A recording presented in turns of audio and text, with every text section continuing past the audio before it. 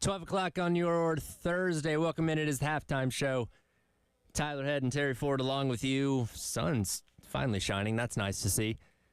A lot to talk about. Obviously, huge baseball series getting rolling tonight as the Gamecocks wrap up the regular season, taking on the number one team in the country in the Tennessee Volunteers. Not going to be an easy game or series by any means because, of course, you're checking on the best team in the country, especially after coming off of the whopping that you got against Georgia last weekend.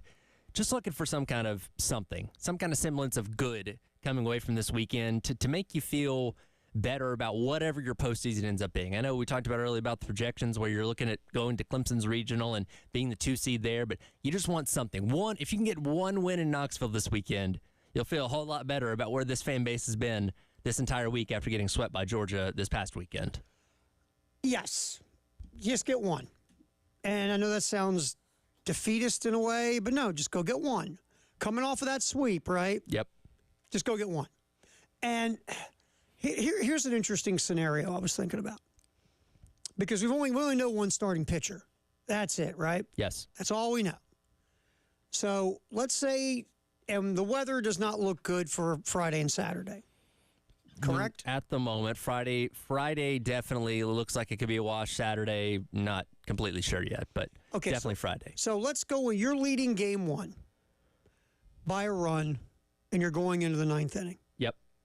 You bringing in Garrett Gainey? Absolutely. Yes, sir. No question. And I'll worry about the rest of the week. Later. Of the week. It's like, hey, Garrett, loosen it up, my man. Go save a game. And that kind of is the reading between the lines of only naming Good as your starter, which, and we're kind of talking about this at the end of the last show, Good's kind of already been your starter the past 2 weeks because Kimball's not really giving you much. So Good's already eating, 4 or 5 innings as it is anyway. So you're really just kind of adding a couple more batters to what he was already doing anyway. So, if you have the opportunity, if you're ahead or by a run or two in those late innings, bring in Gainey. Forget about Friday, Saturday, whatever other option you had him at. If you can get a win tonight, you do it. I feel like you treat it like a championship game. Sure. You got that chance to get the W. You bring it. Old Garrett in. Hopefully, you can lock the door shut in the 9th inning. And if you can get that win tonight, then moving forward, you can breathe a little bit. Yes. Because it feels like that you just need one. Right. And then you're okay. Right. And the other thing, too, is that when you look at the starting pitcher for Tennessee tonight, John Stamos' cousin. Our boy from Full House's love child. Chris Stamos, he's an opener is what he is. He's an opener. He's going to go 2 or 3 innings tops. He's never gone past 3 innings all year. Right. He's just an opener. And then if you look at patterns, would it be A.J. Causey probably following? That's what they've done ever since Causey moved out of being a starter. He's kind of been that tail to what Stamos is, much like we've seen with Roman Kimball and Ty Good. It's like, all right, Kimball is not going to go past 3 innings. Good's going to end up coming in for 4 or 5 himself. So they do that on their first game and the third game of the series as well, which is not the ideal thing to do, but you do what you got to do. But they've made it work, obviously, being the best team in the country. Well, but it feels like they've only had one legit starter all year. They've had 2 guys who have started double-digit games, right? But only one guy has really been. It feels like a starter the entire season. Yeah, and that's Drew Beam, who will be tomorrow, and he was in that rotation of really great starters that they had a season ago that lost one of them to Wake Forest. One of them obviously got drafted, Dolander, pretty high in the draft last year. But, they're kind of piecing it together. So for tonight, if you can jump on Stamos right out of the gate, get 3-4 runs in the however many innings, 2 or so that he ends up working, put yourself in a good situation before they bring in, again, their best pitcher in Causey to come in after that for those middle 3-4 innings, however long he ends up going. Yeah, it's interesting that Causey and Snead are the guys. Yeah. I mean, Snead's got probably the best numbers, and he hasn't started a game all year. But he's a weapon. He'll come in and throw 5. He'll come in and throw 2. Sure. However they need to use Snead is how Snead gets used. Right. It's a very analytic Major League Baseball, Tampa Bay Rays view of how to use a pitching staff. And hey, guess what? It's working. It's worked really well because they've pieced this thing together. And their pitch was 3rd in the SEC in ERA. It's pretty high, or pretty low as far as high in rankings, but low. So they found a way to MacGyver this thing, especially last year. Last year, they just kept rolling hammers out at you. Right. And this year, they're not really doing that. And even Brew, I mean, he's good, but, he's not wowing you like the dude at Wake Forest or the dude at Arkansas wows you. So tonight, again, you can get Stamos's kid. You can get John Stamos's kid tonight. Maybe get him early. Get a few runs. Sort of like what Georgia did to you last week. Yeah. On Roman Kimball. Get to Stamos early, maybe post a couple of runs in the first inning. Now you're making Tennessee chase. Wonder if they play the Full House theme as he's taking the mound. That'd be great if they did. On their Jumbotron, just clips of Full House and Uncle Jesse. You know he hears it. Of course he does. That's probably the one question, like that first day of class. Hi, my name's Chris Stamos. I'm from wherever. You related to John? No, I'm not related to John. Oh, but let me ask you this, though. If you made it to your advantage, wouldn't you be related to John? 1,000%. Oh, it's my uncle, or he's my cousin, whatever. Right. Like, hey, you want to come to the family reunion, and I might meet him. Who knows? Every now and then he comes to the family reunion, we hang, but a little bit. But we're not tight. He brings Dan and Oikos Greek yogurt for everyone. It's great. and he brings the dude Joey with the little with the puppet. And before Aunt Becky went to jail, he brought her too, but can't do that anymore. Well, they all go visit her. I went one time. It was so much fun. So if you get old Stamos tonight, every time I say his name now, I just want to laugh. So get those runs early and make Tennessee chase you. Now again, Tennessee got a lot of offense, right, in a very small ballpark. So, but there's going to be runs scored this weekend. Take the overs. Don't go into this looking for no 2-1 pitchers duels. Right. If you're a former Alabama coach, take the overs. Just saying. Hey, now he has all the time in the world to gamble. Oh man. So that's really where this starts tonight. And if you can get the opener, get ahead, get yourself, take a breath, right? Right. Just get a breath. Right. Get a lead, get a breath. That'd be the best thing right now because, fans are fans, and fans react the way fans do. Media reacts the way media reacts. But at the end of the day, if you in that clubhouse because look, these guys see everything, right? The days of hiding stuff are over. Sure. These guys are on social media. They know what's up. They know what's going on. They know what's being said. They know what's being thought and written and all this other stuff. They know, probably want to get a W at some point in Knoxville. Yeah. So if you put a 3 spot up in the first inning, everybody goes, all right, let's go get them. Now, the only thing is you can't give up 4 in the bottom of the first. The old shutdown inning. You need the shutdown inning to follow the runs. That's what you need. That's the perfect world. And besides the Georgia series, every SEC series you've played, you've been in. Yeah, pretty much. You've lost 2 out of 3. You've lost 2. You got swept one time by Georgia, but you went 2 out of 3. You lost 2 out of 3 to A&M. You lost 2 out of 3 to Bama. You lost 2 out of 3, my memory serves me, to Ole Miss. Mm-hmm. But these were all series you were in. Arkansas got you, but you weren't getting skull kicked. Right. You got skull kicked a bit last weekend, but you still should have won the last one. There's my point. Yep. If your bullpen does its job, you only lose 2 out of 3. And folks are feeling a little bit not happy about losing the series. Sure. But now all of this tension wouldn't be there. We would not have the dread of having to talk about getting swept all week like we've had to do this week. Right, exactly. So you had that one in your pocket, and then the whole mindset changes if you would hold on. Right. So you have played well enough to not get swept. You just couldn't hold the lead last Saturday. Right. Look, if you ask me to be a gambling betting man, I think they win one. I don't think they get swept in Knoxville. I know it's a tall chore to go in there, but teams have won games there, but just Tennessee doesn't lose series. I think they win one there. Yeah. Don't ask me how. They're obviously going to score a ton of runs. I was kidding with Elijah. I can see a slow-pitch softball game where you win like 40-37. Yeah.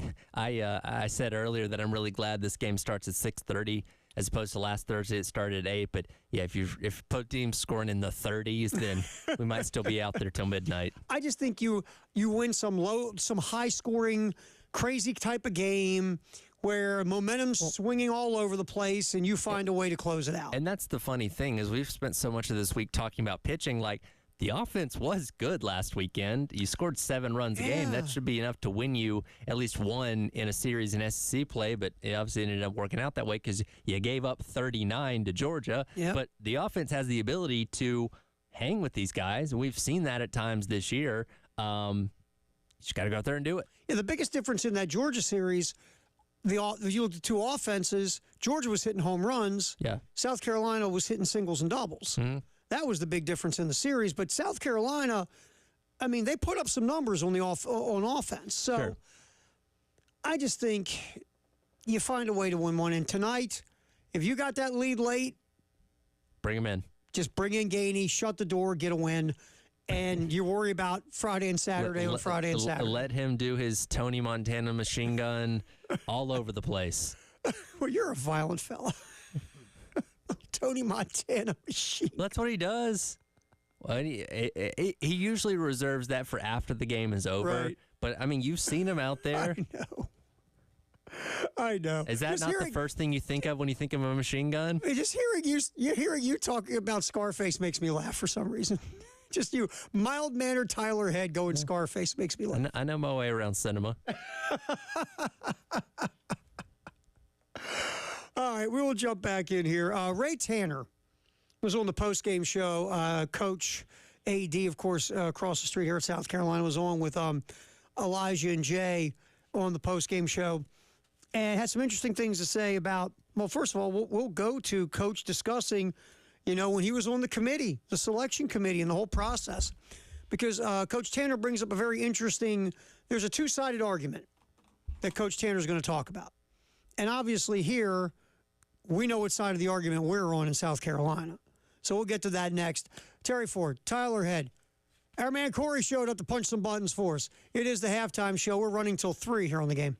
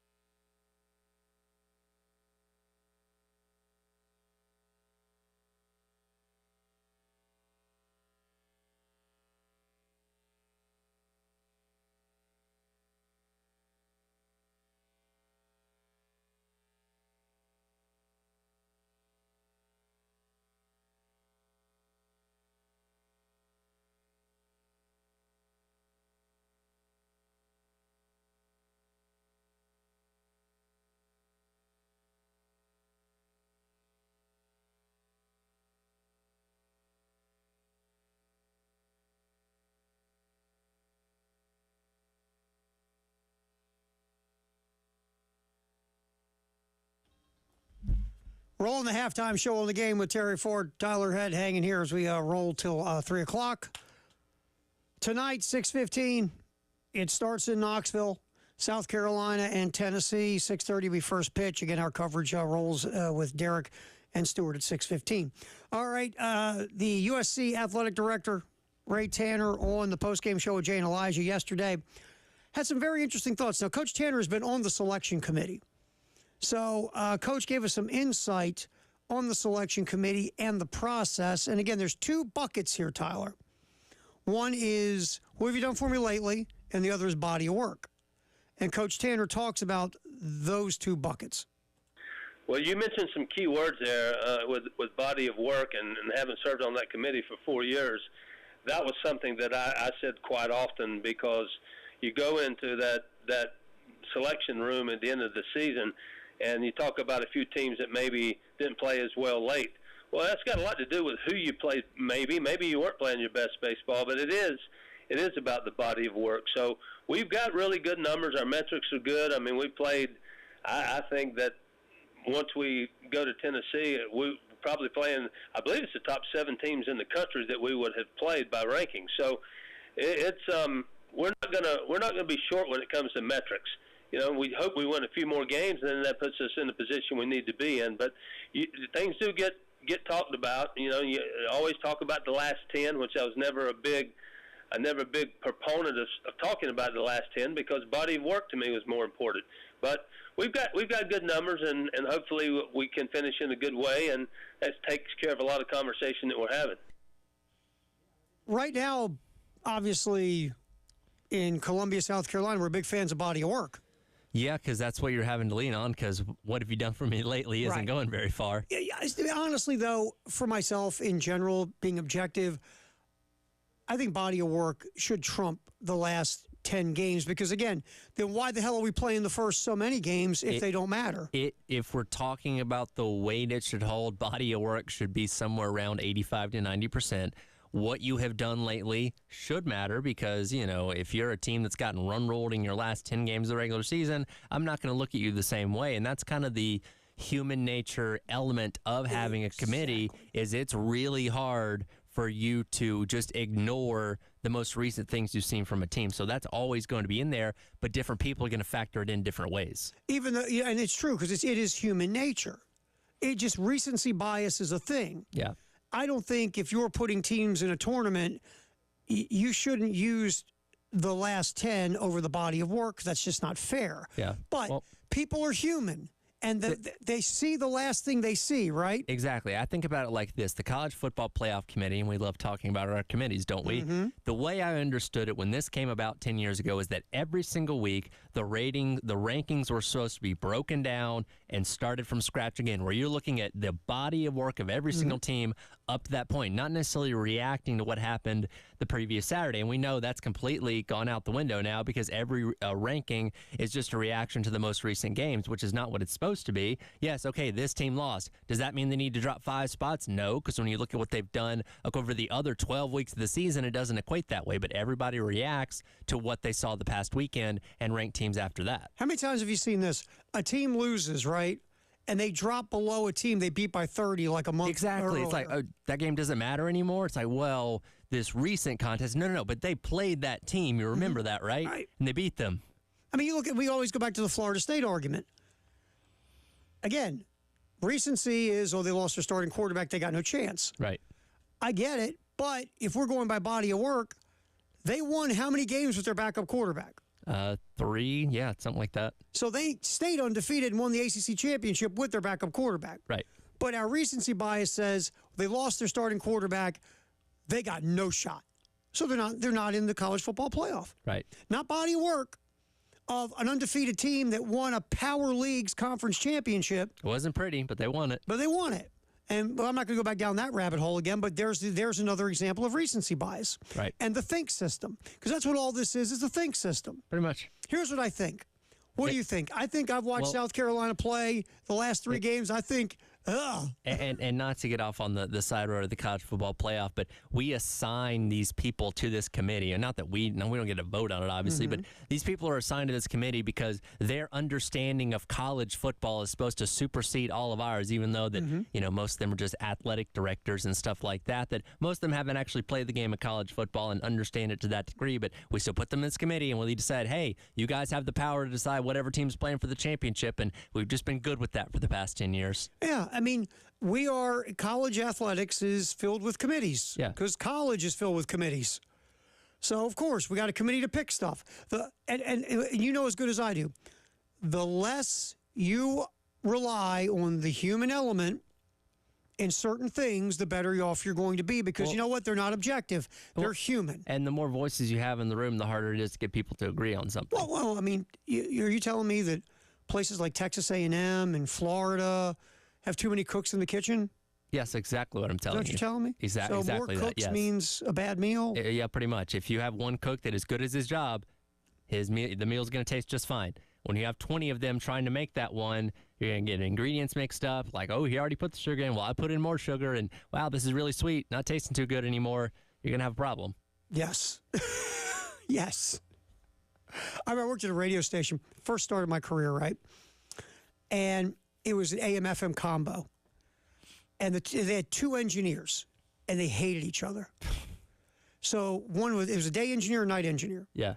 So the day engineer would do something, and the night engineer would come in and screw with what the day engineer did. So the AM was 5,000 watts. This is what I was told. By the time this guy was done, it was 7,500 watts. Because they just kept messing with stuff. Yeah. Because, did Edgar do that? Well, I'm going to do this now. Oh, really? Woodrow did that? I'm now going to do this. And they got fined by the FCC. Edgar and Woodrow, what year is this? 1920? 1935. We're running for the president. Hey, we had a Fred. We had a Fred here for a little bit on the Carolina football team. That's true. Until he said, I can't be Fred anymore. We had Fred and then Wendell. Wendell and Fred. That sounds like a linebacker core from the early 60s. Sounds so good. I was like, oh no, stay with Fred. I love the fact that go with Fred. They almost were teammates with a Grayson. That's also a little bit of an older name. Yeah, Grayson. Yeah. There's not too many of those younger folks named Grayson. No. Matter of fact, that was the first Fred I think I've heard of since Flintstone.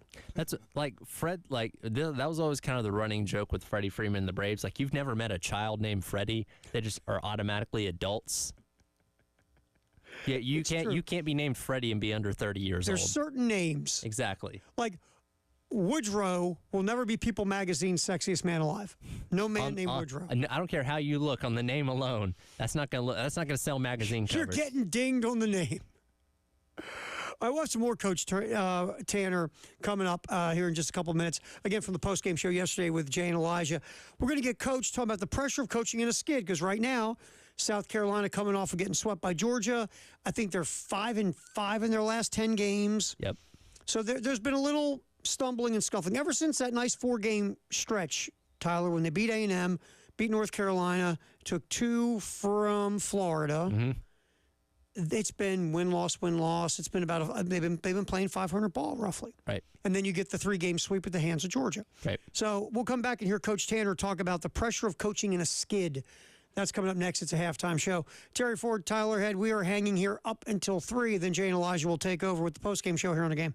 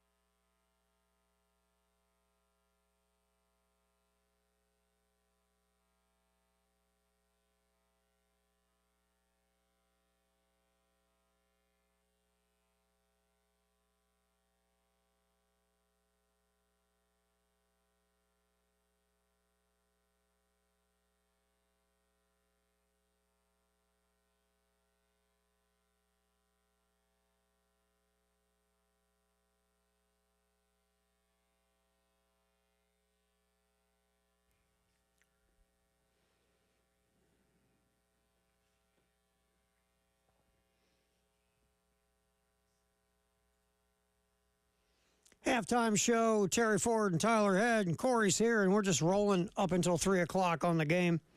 PGA Championship is cooking. Xander Schauffele, I always mess up his name, who, by the way, was right in contention with Rory McIlroy last week before McIlroy just rolled everyone. Yep.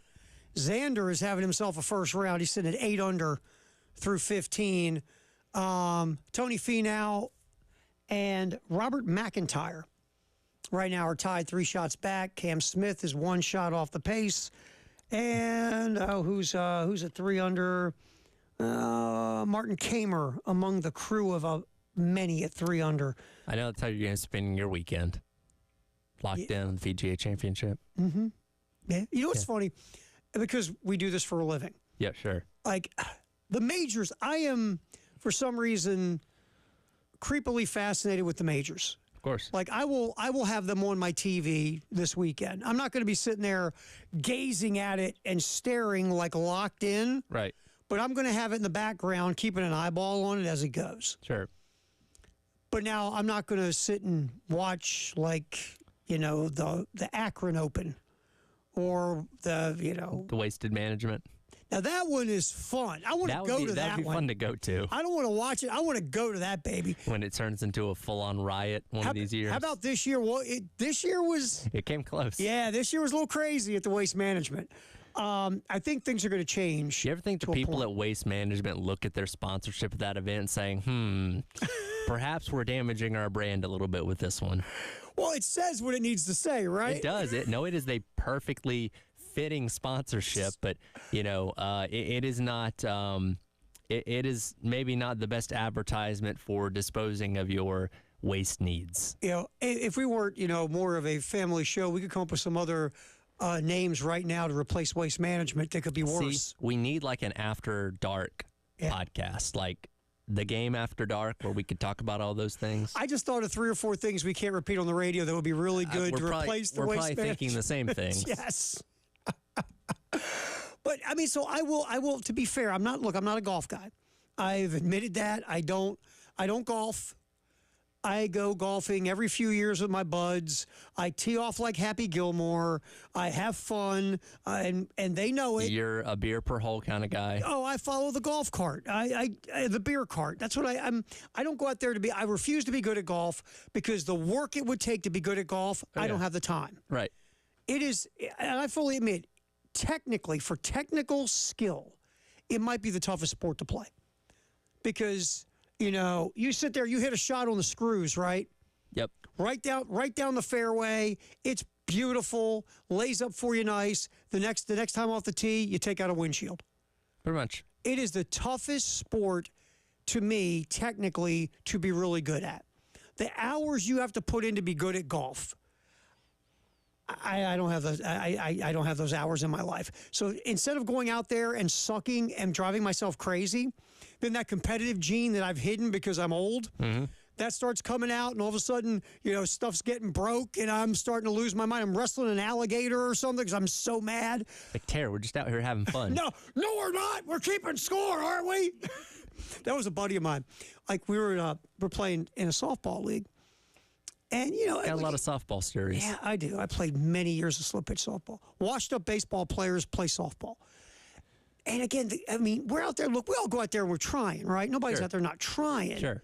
But it's not the same intensity level. But you're having fun. Yes, like some dudes are carrying a cup of beer out to the outfield with them. Yes, exactly. Well, my buddy ran our team, and he's like, okay, this alignment, we're going to go with the 5 infielders. We're going to do this. We're going to go. And I just was like, I looked at him. I said, Timmy, it's slow pitch softball, right? You understand what we're doing here? He's standing there yelling at everyone to shift. You just go, no. Oh, he had spray charts. I got the spray charts for, the lug nuts. And I'm like, wait a minute. You're telling me you sat in the stands and watched this other team to evaluate where their hits are going? I scouted them, guys. And here's how we're going to play them. Timmy. Runs his own analytics site. He's a 32% ground ball hitter. Oh, it's just his barrel rate is unbelievable. It's like, Timmy, it's coming in at half a mile an hour. Relax. And our left fielder, by the way, has his pants on backwards. Timmy, I'm out here in shorts, and we have SpongeBob on the front of our jerseys. It's not that serious. Just relax. But anyway, so again, I will keep track of the majors. Now, Schauffele is another guy who was looked at as best guy not to win a major guy. Yeah, he's in that crew. He's always up there in the conversation when you go to these majors of being one of the ones that can break through and win. And again, long way to go. He's only 3 shots up, not even finished the first round yet, but Xander has been cooking. 8 under after 15 at the PGA. All right, Ray Tanner on the postgame show with Jay and Elijah yesterday. Coach talked about, look, right now, South Carolina obviously scuffling, coming off a sweep at the hands of Georgia right here at Founders. Talks of NCAA tournament positioning. Now you're not going to be hosting, it looks like. And if you really end the season on a bad note, what does that mean about being in the dance at all?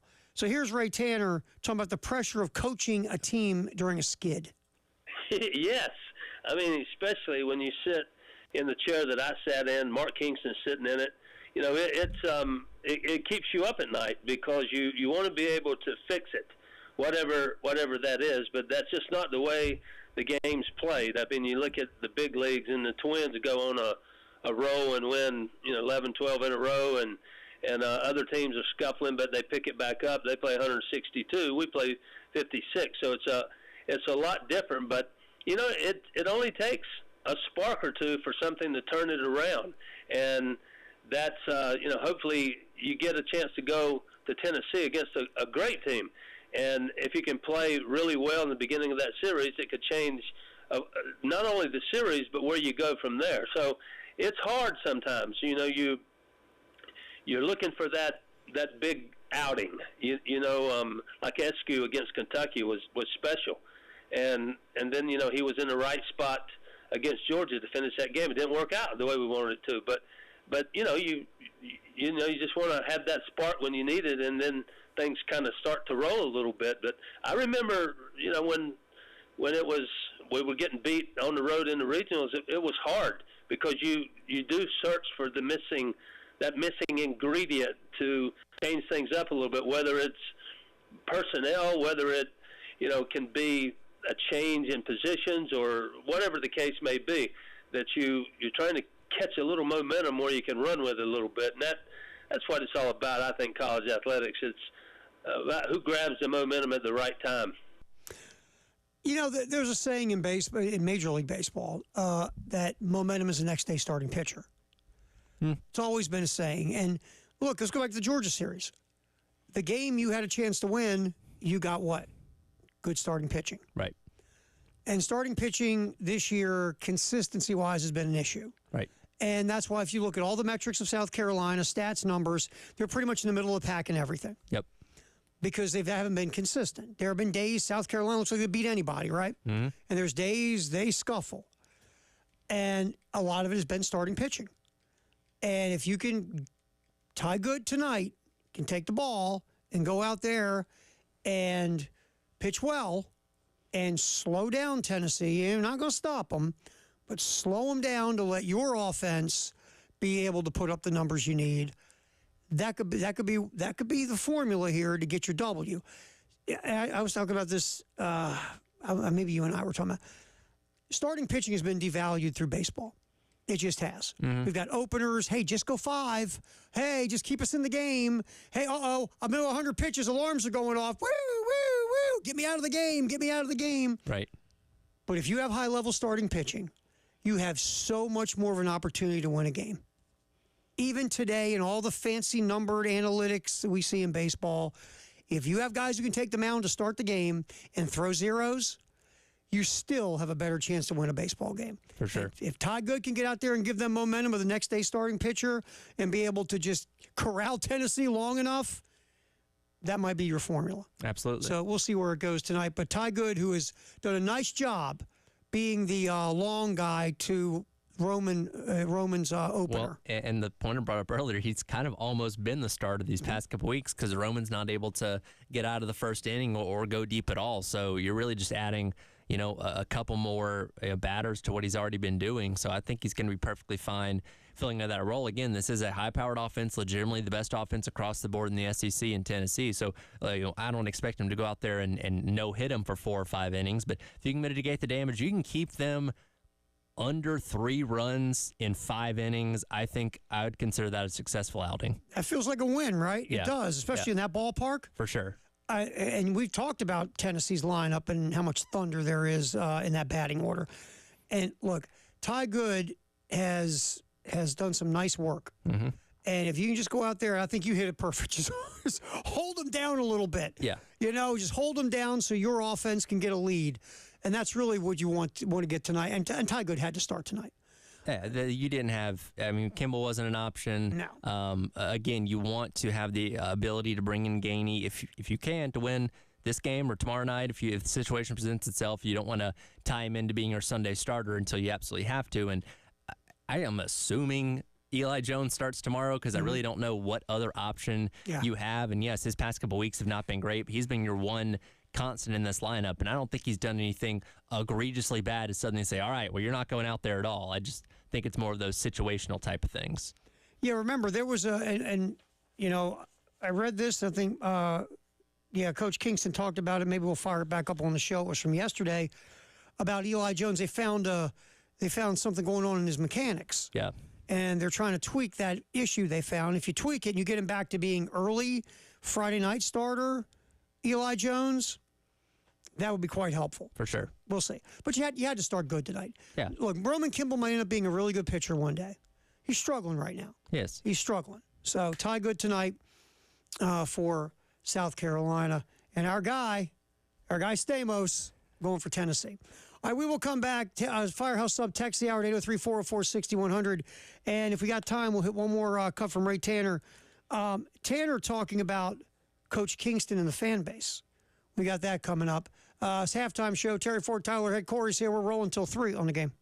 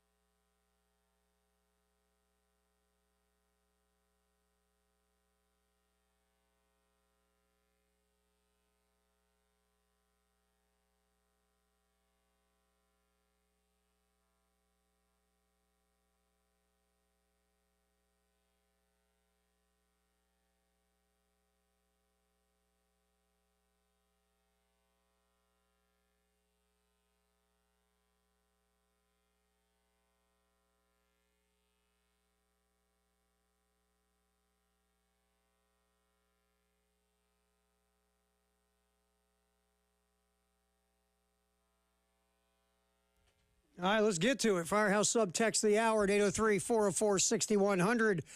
What do we got there? Oh, I was early. Oops.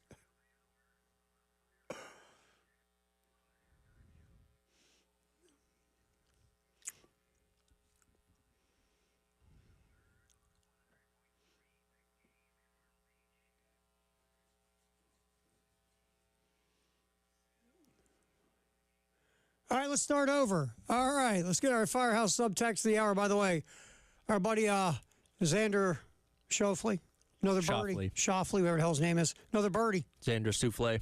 I like souffle better. I think it should be souffle if you look at the way it's spelled. Get some good marketing out of that. I think you should go that way. Yeah, old Xander's now 9 under with another birdie. What do we have? Firehouse subtext the hour at 803-404-6100. Yeah, Scott says, what's the point of playing the regular season with 33 wins with one of the toughest schedules in America if it only boils down to the last 10? It makes no sense.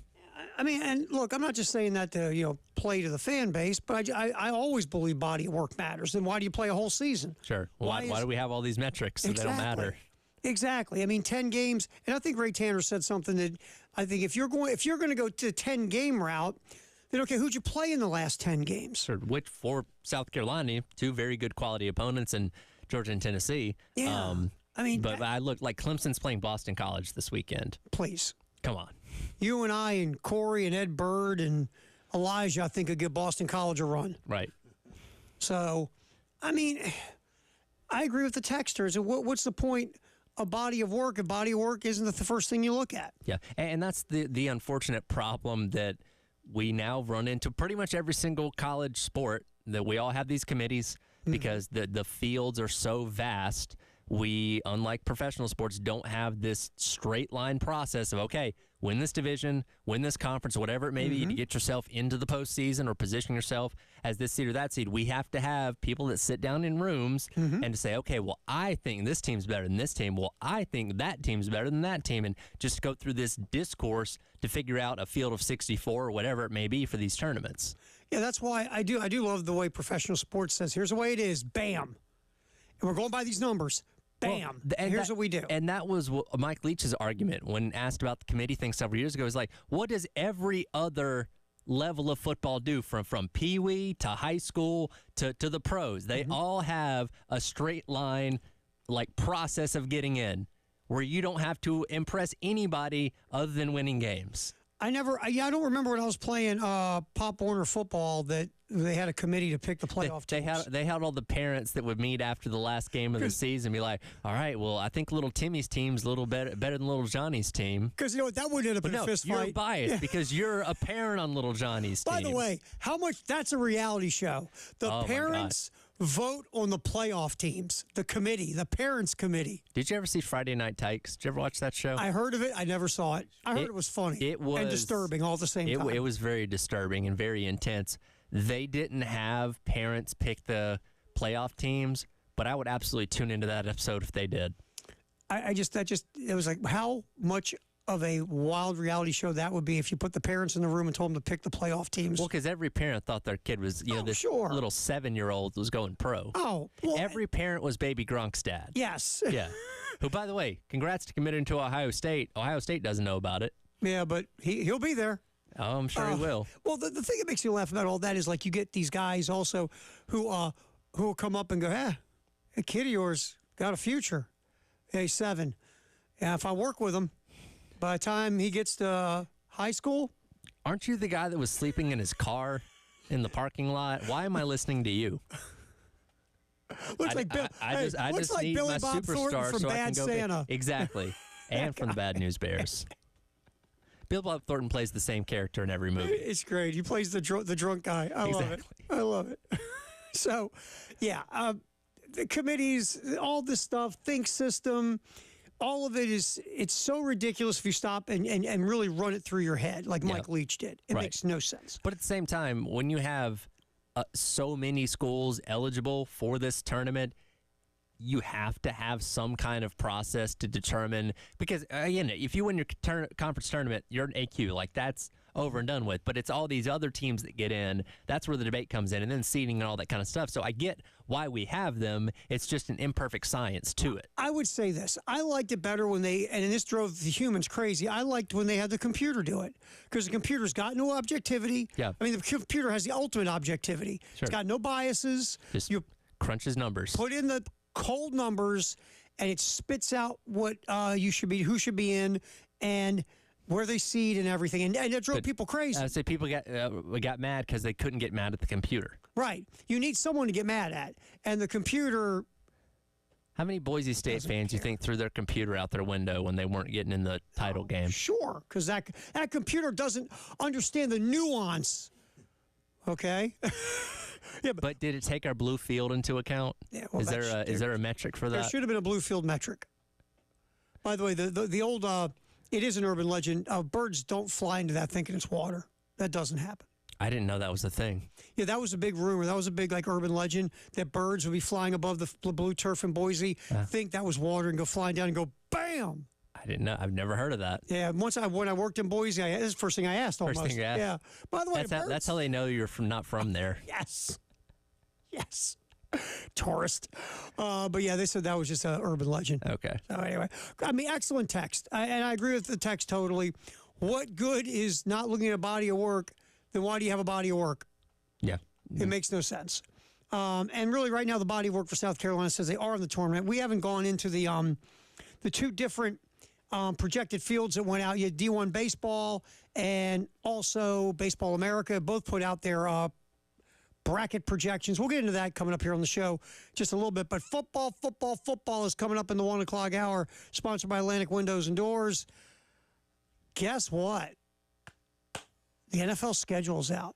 And also, we didn't talk about that afternoon tilt against Kentucky. We haven't gotten into that yet either. So that's coming up here on the Halftime Show. Terry Ford, Tyler Head, Corey's here as well on the game.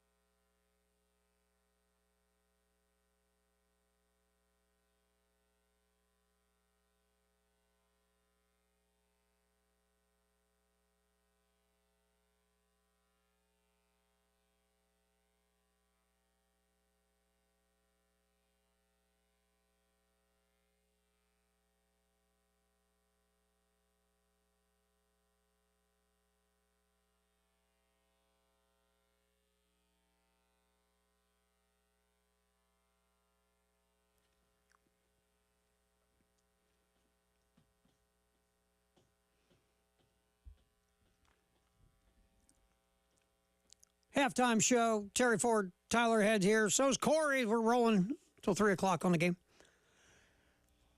Football in the 1 o'clock hour, sponsored by Atlantic Windows and Doors. We'll start off South Carolina, Kentucky. That September 7th game is 3:30 ABC. It's interesting. I mean, my 3 experiences with the Kentucky-South Carolina game have all been night games here in the last few years. That's right. So a 3:30 tilt. And that doesn't mean what it used to mean. Because now with ESPN having exclusive rights to the SEC, and they already kind of announced some of the kick times for later on in the year, like Georgia and Alabama will be the SEC, or excuse me, the ABC Saturday night game. Like that is kind of the premier slot. Now it's not going to go to the SEC every week because they do have other conferences that they are going to be featuring. But if there's a huge SEC game, it's going to be at 7:30 on ABC, not 3:30 on ABC. Yeah, the old days, the 3:30 CBS game was the that was the premier one, and I'll admit it's going to take some time to get away from that. And I like that. I really dug that sweet spot there for the big game. Especially late in the season, because in the month of November, after the time changes, you get a day game and a night game out of it. Because at halftime, the sun usually finishes going down, so you get under the lights, like Georgia, Florida, every single year. You get like the first half in the daytime, nice Florida sunshine, second half at night, lights popping off the helmets, beautiful aesthetic. Never thought about it that way. Which, by the way, that game's still going to be at 3:30. It'll just now be on ABC instead of CBS. Absolutely. And then, look, don't get me wrong, I like the night game on ESPN if there was a compelling matchup. Yeah. But sometimes you didn't get the most compelling matchup in the world. And here's the funny thing, because up until now, the ESPN didn't have rights to the SEC game of the week. They didn't have rights to the Big Ten game of the week because that's, Big Noon Saturday. So they were rolling out, just Michigan State and Wisconsin on Saturday night on ABC. And for years, that game has been billed as the game of the weekend, the game you have to see. And some nights you just forget about what game it was because it was so unimportant. But I'm going to tell you what, and I will miss Pac-12 after dark. Oh, I will too. I will miss now, Pac-12 after here's the thing. Stanford in week 1 does play TCU at 10:30. So despite being in the ACC, those West Coast teams will still play late games. So please sign me up for Syracuse at Cal at 10:30 on a Saturday night. ACC after dark? ACC after dark. Please. I've lost track of how many kooky games you got in the Pac-12. It's 12:30 at night. It's 42-41. It was college football's version of the Twilight Zone. It was where the laws of nature and physics no longer applied. There was one game, it was Wazoo and somebody, where both quarterbacks threw for exactly 749 yards. And you did not want to be a heavily favored team going Absolutely on the road not. in Pac-12 after dark. Absolutely not. The Stanford could be 0-9, and you could be Oregon at 9-0. You go to Palo Alto as a 20-point favorite, you're going to lose that game. How many times, I'll pick Oregon, how many times did we see Oregon over the years be undefeated, Yep.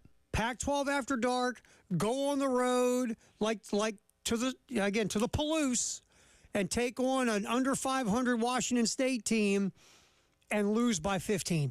All the time. I mean, I am going to miss those. I really am. But flipping back to the schedule with South Carolina, Kentucky, there'll be a 3:30 kick on ABC, which means Gamecocks game day, 10:30. 10:30 that morning. We'll be out. Are we still at our usual location? I think we're going to be back at the parking that? lot of Sound and Images, I believe. I'm talking about for the road games. Oh, the road games? That'll be I'm on the hoping road. we're going to. I mean, we had a great time last year. We did. And great food. Yes. That was phenomenal. Hopefully we get that again. O'Hara's was fun. It was. That fish and chips. I still think about that fish and chips quite often. I do live down the street, so I can get it. Now, look, it's a busy place. It's not as easy to get into sometimes, so sometimes I got to wait for it. Yeah, I mean, O'Hara's is phenomenal. Hopefully we're back at all those spots next year. But Hopefully. Yeah, that's where we did our road games, our viewing parties, and then, of course, we were at the party lot in Sound and Images for the home games. So, we'll be hopefully at O'Hara's hanging out for the roadie with Kentucky. Hopefully wherever our road setup is, we have a better record than we did last year because we went over. It did not go well. We went over. The food was great. The environment was great. The football, not so much. No, everything was good till kickoff. That's right. Yeah, that kind of ruined everything. And we had things that we like to give away, and we always tried to find good moments after touchdowns and stuff like that. It got to those third and fourth quarters. Sometimes it's like, you want to just give these away to somebody, or because we started front loading. Remember? Sure. Because again, it's a party of getting, especially the first half. Everybody's into it. That was a pass out in the screen for 3 yards. Let's give something out. Give something away. And everybody's cheering, going, woo, yahoo, yippee. But then you got to that third and fourth quarter, and all of a sudden you're down by multiple scores, and ooh. It's like, all right. Well, Joe Milton just threw another touchdown. Yeah, that one was tough. We can't celebrate that one. The Tennessee game was tough. That one was tough. And we just started walking to people, hey, you want this? Hey, thanks for coming by. I'm not in the mood. I get it. Here's a koozie. Have fun. Thanks for stopping by. We know you're not in a good mood. We understand. We do. All right, the NFL schedule popped. Yep. And once again, one of my shake my head lines, Super Bowl rematch. So I did not say that this morning. I said the two teams that competed in the AFC Championship game will see each other in a regular season matchup to start the season. That's how you say it. That is right there. Really big mouthful. Rematch is easier to say, but I understand the sentiment. Yes. So the two teams that played in the Super Bowl will play in the regular season. Kansas City and San Francisco. Also, the Ravens and the Chiefs, who played in the AFC Championship game, will also play each other again this year in the regular season. Rams and Lions, who played in the playoffs, will also go at it in the. I think 9 total playoff games. Those teams will play each other in the regular season this year. Yes. And again, they're not rematches. Because the stakes aren't the same. Stakes aren't the same. Also, and this game is like why don't they just move Buffalo and Kansas City in the same division? They may as well, because they find a way to play each other every single year, sometimes twice a year. 5 straight years these two teams have faced off in the regular season, and they played, like you just said, in the playoffs as well. So you get Buffalo and Kansas City. This is a very interesting year for Buffalo. They had to get rid of a lot of guys because of cap situations, traded Stephon Diggs, and look at the wide receiver room. Exactly. Yeah. It feels like if they hadn't gotten over the hump by now, which the hump is getting past Kansas City in the playoffs when it really matters. If they have not gotten past it by now. I don't know if they are. I mean, they were ready to run Sean McDermott out of town halfway through last season. They obviously turned it around the second half of the season, had a good run to the playoffs, but like it really feels like that window of opportunity, and every team has it. Sometimes it's 10 years, sometimes it's 1 year, sometimes 2 years. It feels like Buffalo's window of opportunity may have closed. I'll tell you when it started to close a couple years ago when they blew the lead, when they took the lead. Yep. All you got to do is, how do you kick off, Tyler? Just don't kick off the way you did. That's right. And you win the game. But you gave Patrick Mahomes 11 seconds or whatever it was. That's 10 more than he needed. Kansas City goes down the field and Harrison Butker bangs a long field goal to win the game. That, to me, was the start of Buffalo's window closing, just to be honest. Right. They haven't been the same since that game, if you look at it. No. They just haven't been the same. So that one is also a deal, because it's a deal every year now with the two teams. All right, so Netflix, we're going to get to this coming up here in a couple minutes. Netflix is in. They have Christmas Day. And we're going to do a little, we're going to go through that a little bit about what does this mean? What could it mean? There's something there. There definitely is. Now, let me think of how many streaming services the NFL is being broadcast across. Netflix, Peacock, Amazon Prime. Technically, you can get Monday Night Football on ESPN+. So there's that. I'm probably leaving one out.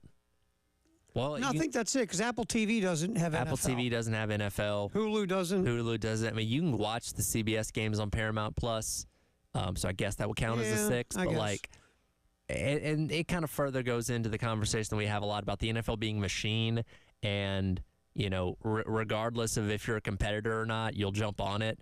To be across that many streaming services, I mean, the Netflix is like, hey, we want in, we'll pay you $150 million or whatever it is for these Christmas Day games that are going to get ridiculously good ratings, despite the fact that, you know, Christmas is probably the one day of sports most people don't want to watch sports, but we're going to watch anyway. And people are going to be like, oh, yeah, isn't the NBA playing today? I don't care. NFL's Nobody on. cares.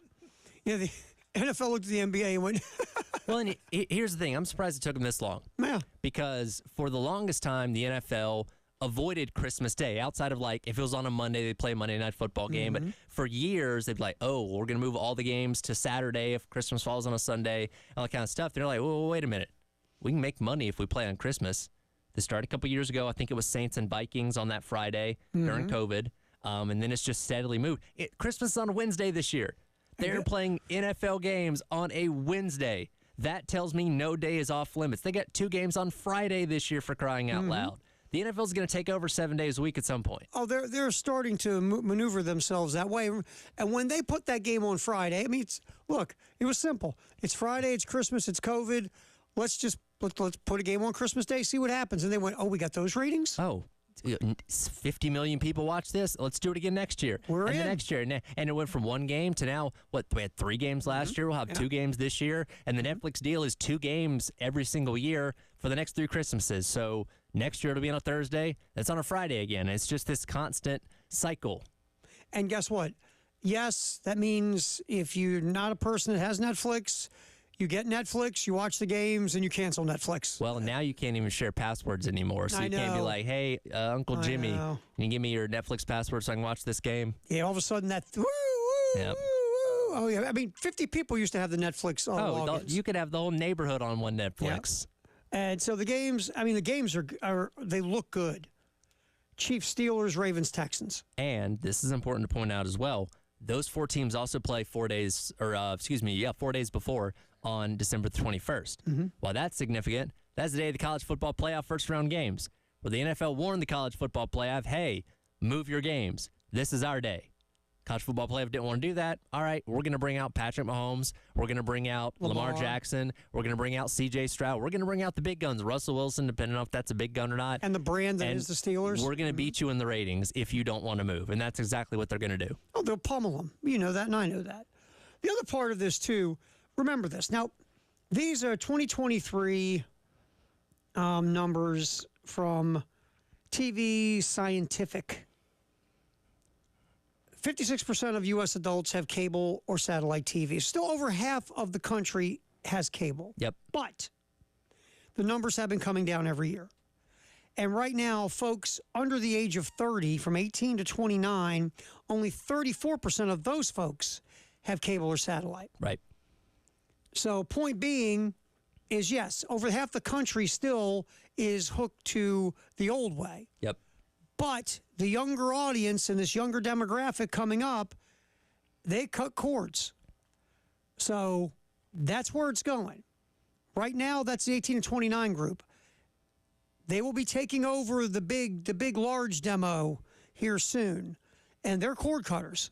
So that's where a lot of this is really just the streaming services, understanding audience and getting ahead of the curve. Right. And nothing brings audience now better than live TV. Well, so I don't think keep a cable supported, because there's no other reason to watch cable, because you can DVR everything. You can DVR and stream everything. There are shows like on demand. The Bachelor or whatever. In their advertisements, they tell you to set your DVR. Yes. They know you're not watching it live. Right, and you hear in like promos now, binge. Yeah. Binge this, binge that. So it's just here, and the streaming services are going, wow. A lot of people are watching live sporting events, though. Maybe we need to get in there with all of our money and start working that market.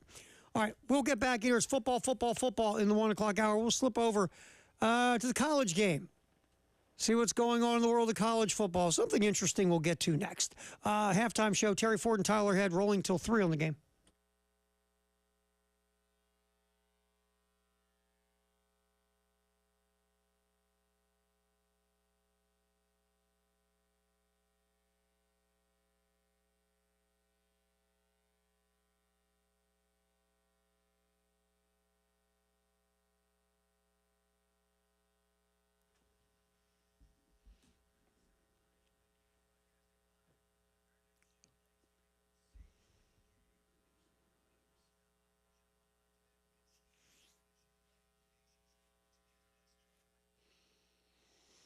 You know, if you aren't feeling like you and you see these commercials on TV for low testosterone, it'll, give you energy, and she'll like it too, wink, wink.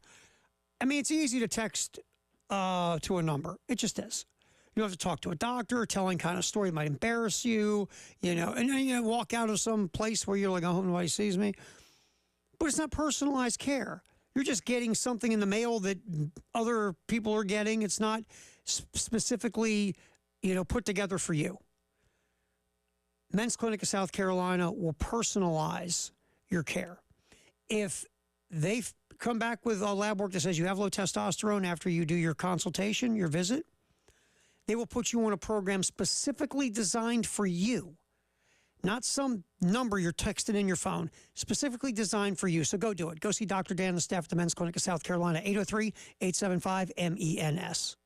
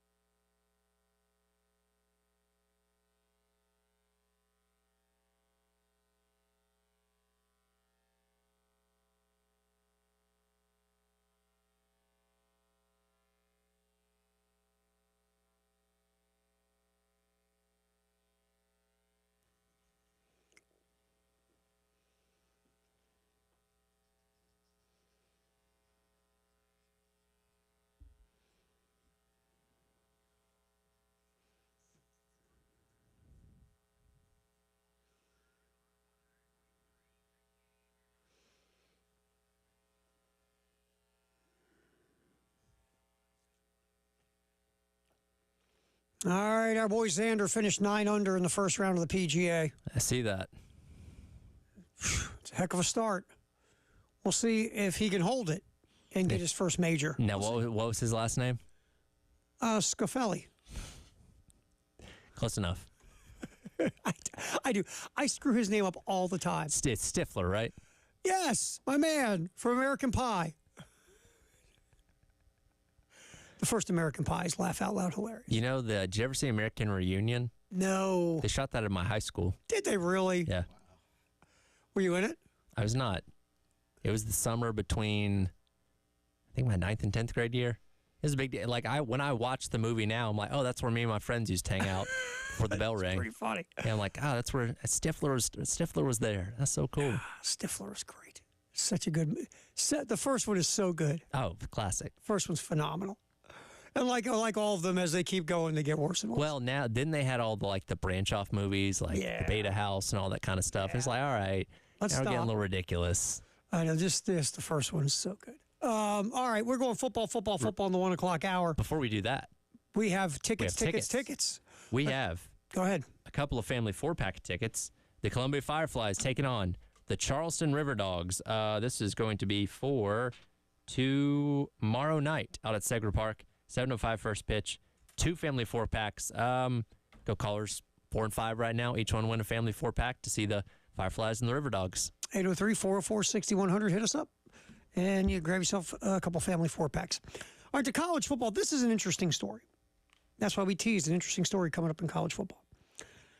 It's not so much the story, but what the player says I find interesting. Former Colorado cornerback Cormani McClain, who headlined Deion Sanders' first recruiting class in Boulder, is transferring to Florida. Now, McClain was a top 15 recruit in 2023. Had a slow start to the season. Started playing as the year went on, appeared in 9 games. Now, in a YouTube video posted shortly after he entered the portal, McClain said he planned to, quote, bring the old version of me out and change the narrative of what everybody's thinking on my game. He also said that he doesn't want to just play for clicks. He wants to be involved in a great leading program. Right. So basically, he pulled Dan Lanning's quote about Colorado football. Yeah. Before, they obliterated Colorado.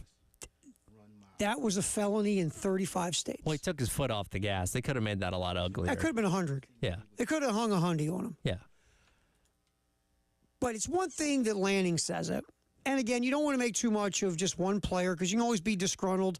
Maybe you think you should have got, more of a fair shot than you did, whatever. But it's interesting that McClain pulls that quote, I don't want to just play for clicks. And look, Deion, obviously a very smart football mind, played at a higher level than either one of us ever played, and was one of the most successful guys in college and in the NFL during his career. But just the way that he's done this at Colorado, and I get it, he's unorthodox, but some of the things make you really scratch your head. Well, it's a revolving door in and out. Yeah. Both ways. I mean, coming in, going out, there's a revolving door. Look, all schools lose players to the portal. Sure. This isn't about one player going to the portal. But to have the mass exodus in both off seasons. Yes, and you're bringing in, what was the first year? You brought 50 guys in? Well, I mean, they rebuilt the entire team. Yeah, I mean, it's hard to sustain any kind of success, but I really believe Deion doesn't care about laying a foundation to sustain success. No. If I gave you an over-under of 2 years that Deion is still the coach at Colorado, are you taking that over or are you taking that under? We're going into his time there, I would have taken under. Yeah. And I'll tell you what, I just think he wants one winning season. To prove that he can do it. And then he's out.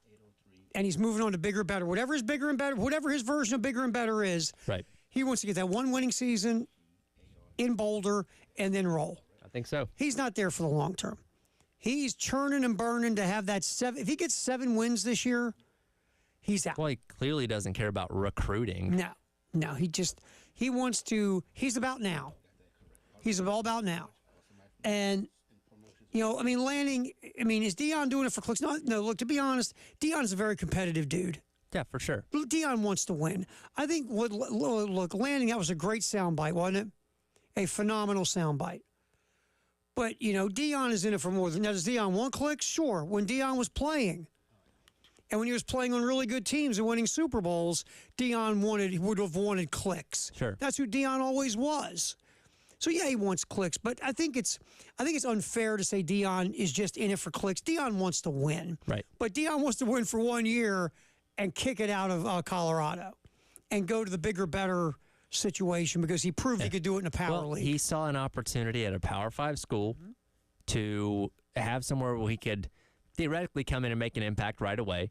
Now, he didn't, I don't know if you foresaw the move to the Big 12 happening as that whole process was unfurling, but regardless, he's in the Big 12 now, and that is a conference that is lacking its two big names, so that there's this fight within it to who the next big brand's going to be coming out of there, and he probably sees that as a prime opportunity. But I'm with you. Could they be better this year? Sure. Could they get to a bowl game? Sure. They could get 6-6. But I never look at what he's doing as a way to get the Colorado program to being any kind of semblance of a national power or anything close to that. No, nothing with any consistency. I mean, they're playing North Dakota State off the jump. Dangerous. It's like Dion. I guess Dion wouldn't have been the one that scheduled that game, but like, are you aware of who North Dakota State is? Are you aware of their track record against FBS teams? They don't lose these games. No. Then you go to Nebraska. Matt Rule's going to win there. We joke about stuff. Matt Rule's going to win. Remember last year they almost got to a bowl game. They kind of soiled themselves at the end. Then you go to Colorado State, who almost got you in Boulder last year. Right. Then you get Baylor. That thing is in a weird spot, but still, you got Baylor at home. You go to Central Florida and Gus Malzahn. That's going to be a team this year. Yes. They got a lot of stuff coming back at Central Florida. And coming in. Yep. Kansas State, that game's in Boulder. You go to Arizona. You're at Cincinnati. Or you're home with Cincinnati, at Texas Tech. You got Utah at home. You go to Kansas. I don't know where you're going to find 7 wins in there. I don't either. But if Dion could find them, he's gone. And to be fair, they were better last year than that train wreck the year before. They exceeded expectations after like 2 weeks because nobody, rightfully so, gave them a chance. And to be fair, there was more talk of Colorado football last year than there have been in the last 20 years. Oh, absolutely. And look, they fizzled out after the first month of the season, as many people thought that they would, because it was no longer the new, bright, shiny object of a story. And once they started losing, people stopped caring as much. But regardless, they did achieve more than many people gave them credit for. So we'll see. But, yeah, the revolving door at Boulder continues. Going in, coming out. Going in, coming out. We'll come back. Another college football story that I want to hit. Virginia and NC State are going to play. You're like, yeah, duh, they're in the ACC. Oh, it's not a conference game, but they're going to play. We'll explain. And the bigger picture, one of the things that brings me sadness in this super conference world we're in. We're going to get into this coming back. Halftime show, Terry Ford, Tyler Head. It's football in the 1 o'clock hour. And do not forget tonight, 6:15 pre, 6:30 first pitch in Knoxville. South Carolina taking on Tennessee. We're going to get ton back into that, hearing some Ray Tanner sound, top of the hour, 2 o'clock with what's trending at 2. But the 3-game series gets started again. Coverage at 6:15 tonight here on The Game in Columbia and Myrtle Beach. And you can win $1,275. Just go to 1075thegame.com and click on the Palmetto Citizens Federal Credit Union Grand Slam giveaway. You got to register. If a Gamecock hits a slam, we will be drawing our first weekday after the Grand Slam at 7:30 on the early game. You might win, but you got to register to do it. We'll get back in, talk about NC State and Virginia playing a non-conference game. That's coming up on the halftime show here on The Game.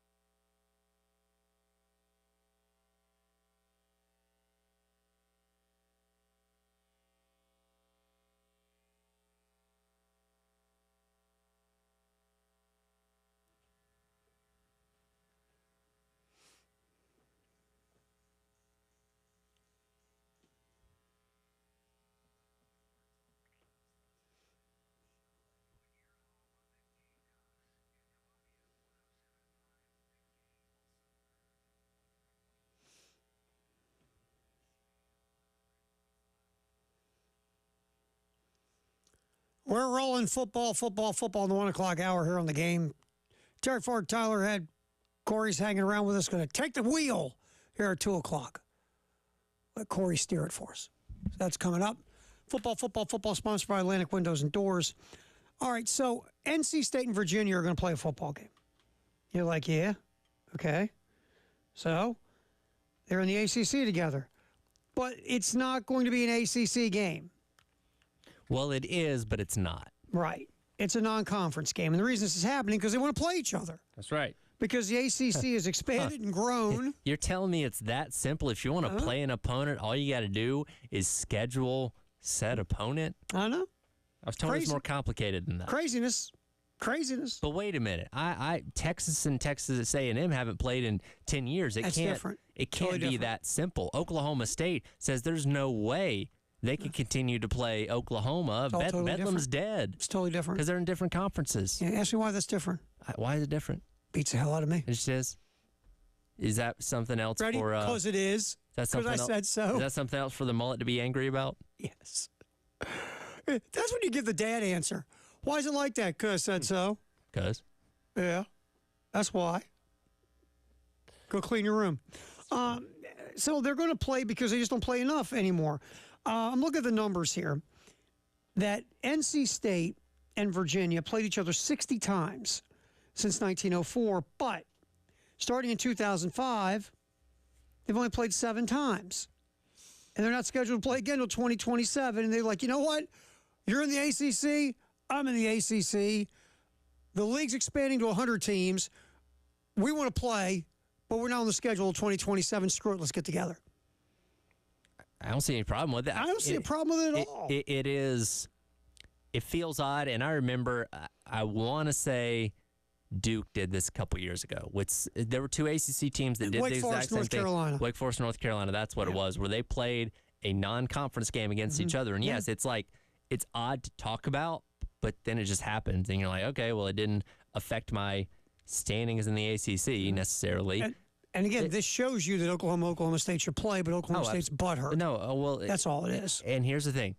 Mike Gundy can be as mad as he wants. If the SEC offered the money to Oklahoma State, they were offering Oklahoma, you don't think he would have jumped on that? No, he'd have stayed with Oklahoma, Tyler. Sure he would have. Sure he would have. We don't want all that SEC money. We want to stay in the Big 12 with our brother here in Norman. We're about integrity in Stillwater. That's right. You tell him, Mullet. So the thing that's sad here to me is just I think we'll see more of this. Well, you almost have to if you want to keep rivalries alive. Because of these super conferences and all this ridiculousness of schedules, you can't play like you used to. You just can't. I mean, you look where the SEC's going. And depending on what they end up finally doing before it's all said or done, if they give you one rival, if it ends up with that, I don't think it will. But let's say if it did, now you got to choose. Yeah. Well, for Carolina, who doesn't have a set rival in conference, they will not see Georgia, Tennessee, or Florida over the next 2 seasons. And those are the closest things to rivals that this school had. Yeah. So that might be. Now, again, those schools have their own rivalries, stuff like that. But if you want to see those schools on a more frequent basis, then you would have to do something like this. Yeah, like for an example, Alabama would take Auburn in a heartbeat. Sure. So what happens to Tennessee? It probably goes away. Yeah. If that's the model we're unless setting. you want to make it non-conference, right? Yeah. So that's the issue with this. It's sad when you grew up in an era where everybody played everybody. Now you don't because of super leagues and money. It is. It's a bummer. But NC State and Virginia are going to work their way around it by playing a non-conference game. All right, it's time. Let's do it. Dabo talked. Let's hear Dabo Sweeney talk. Hit it, Tyler. Second.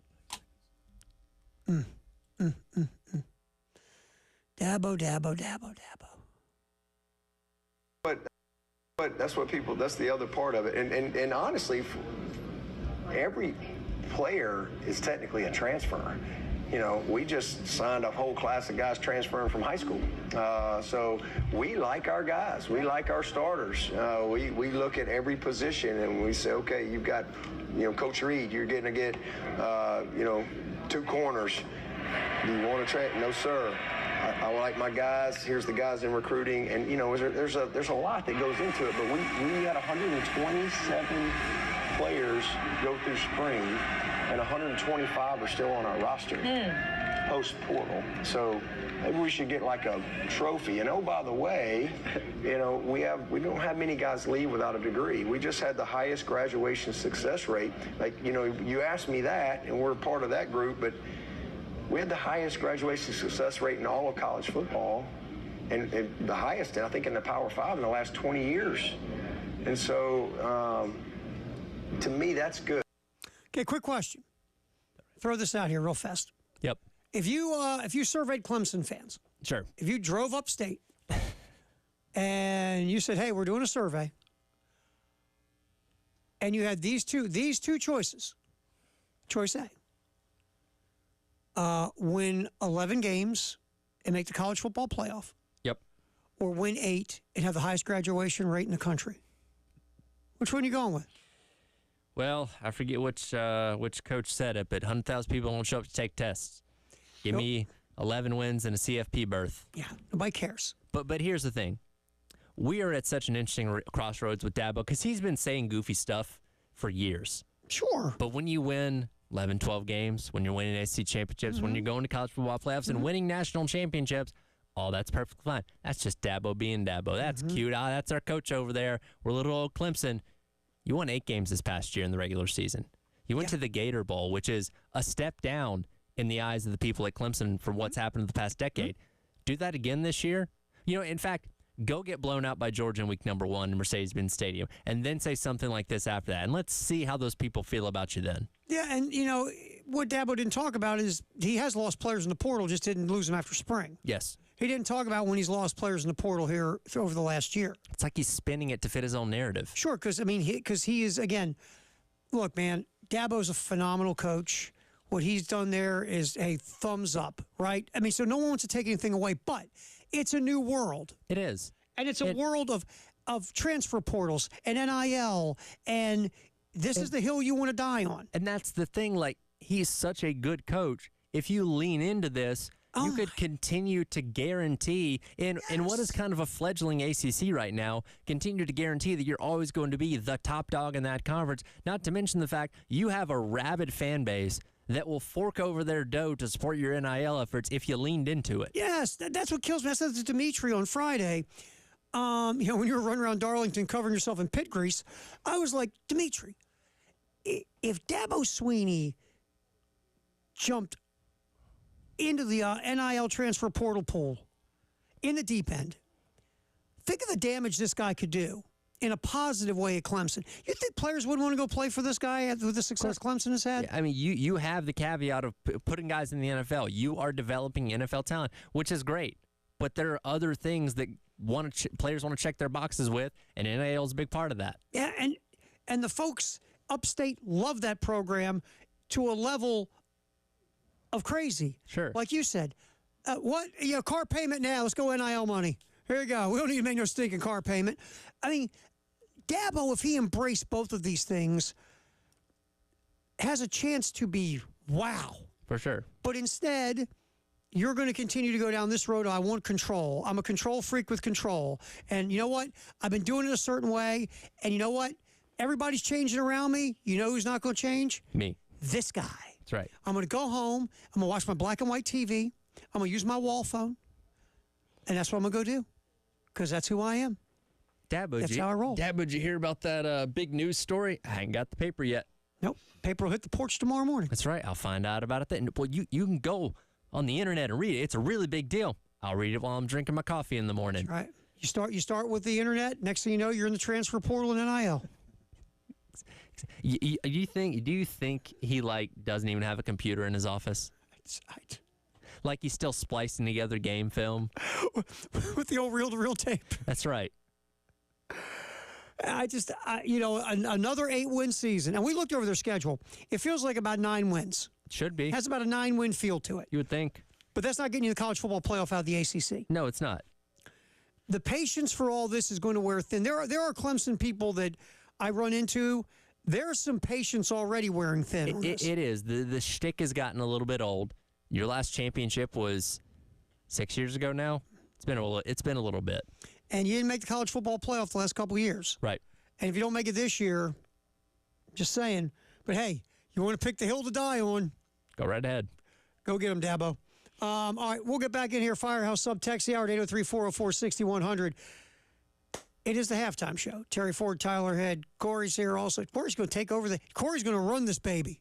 15 minutes. Going to run it.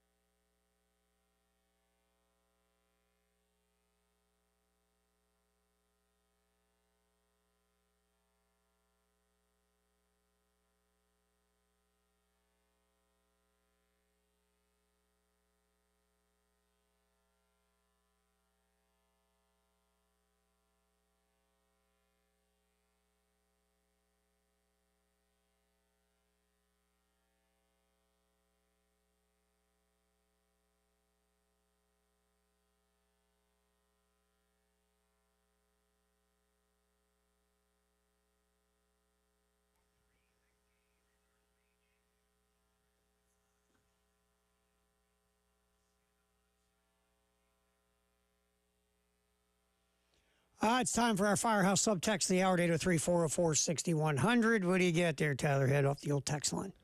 Well, anytime we talk about Clemson, we're going to rile up the Clemson folks that do listen to us. Mm-hmm. Nameless texter here.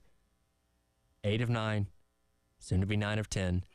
You losers keep up the good work. Did we say anything about the Carolina-Clemson game in that last segment? I feel like we can critically talk about Dabo being a goofball without making reference to the Palmetto. Like, I get it. Clemson's dominated the past 10 years. Mm-hmm. We're not telling you that you're wrong, but we can still tell you that Dabo's an absolute goof that says stupid things and not be wrong. And again, the texter, God love you, it's fine, you're right, and thanks for texting, thanks for listening. I mean, but you didn't address Dabo. Yeah, you're ignoring the problem that we're trying to present here, that your coach is not adapting with the times of college football and is coming up with these dumb twistings of logic of like, well, technically every player is a transfer from high school to, no, it's called graduating or matriculating if you're in Canada. Right. It's not a transfer. It's not a transfer.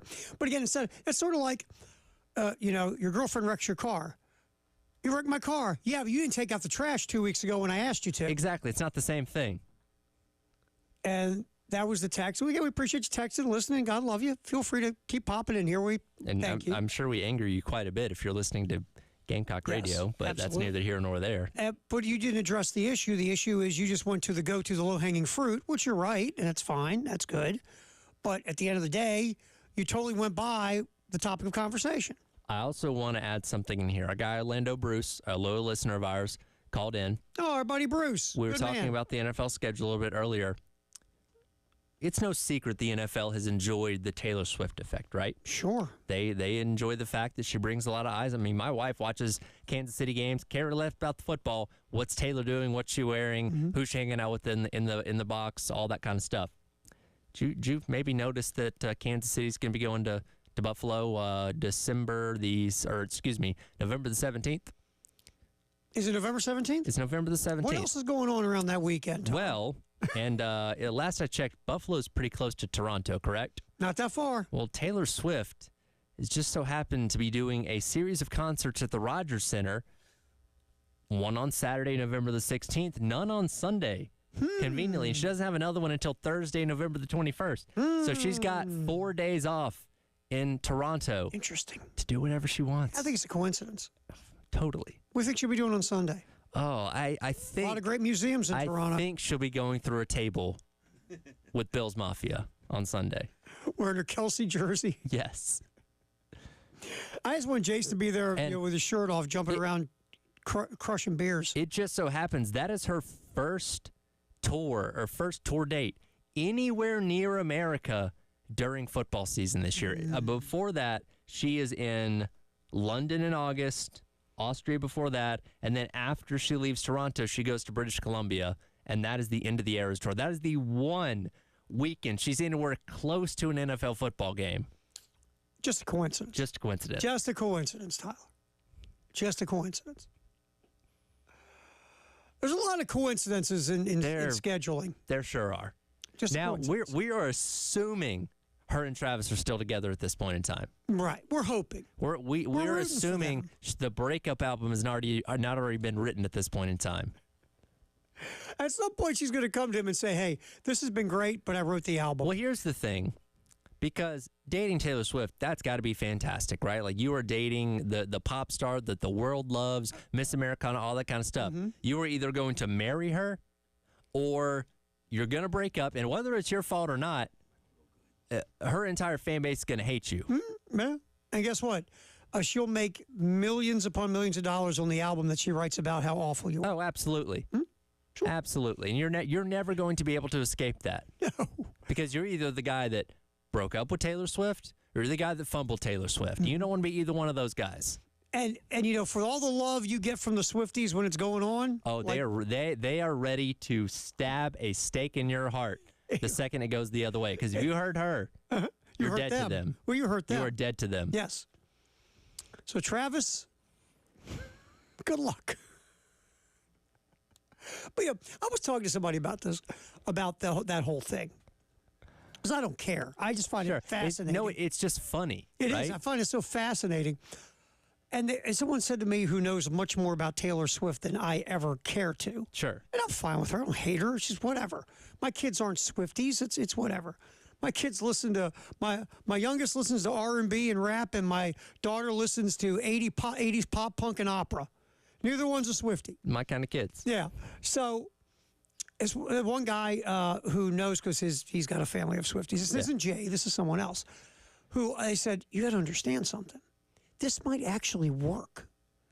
And I was like, what? This Travis Kelce thing. I go, why?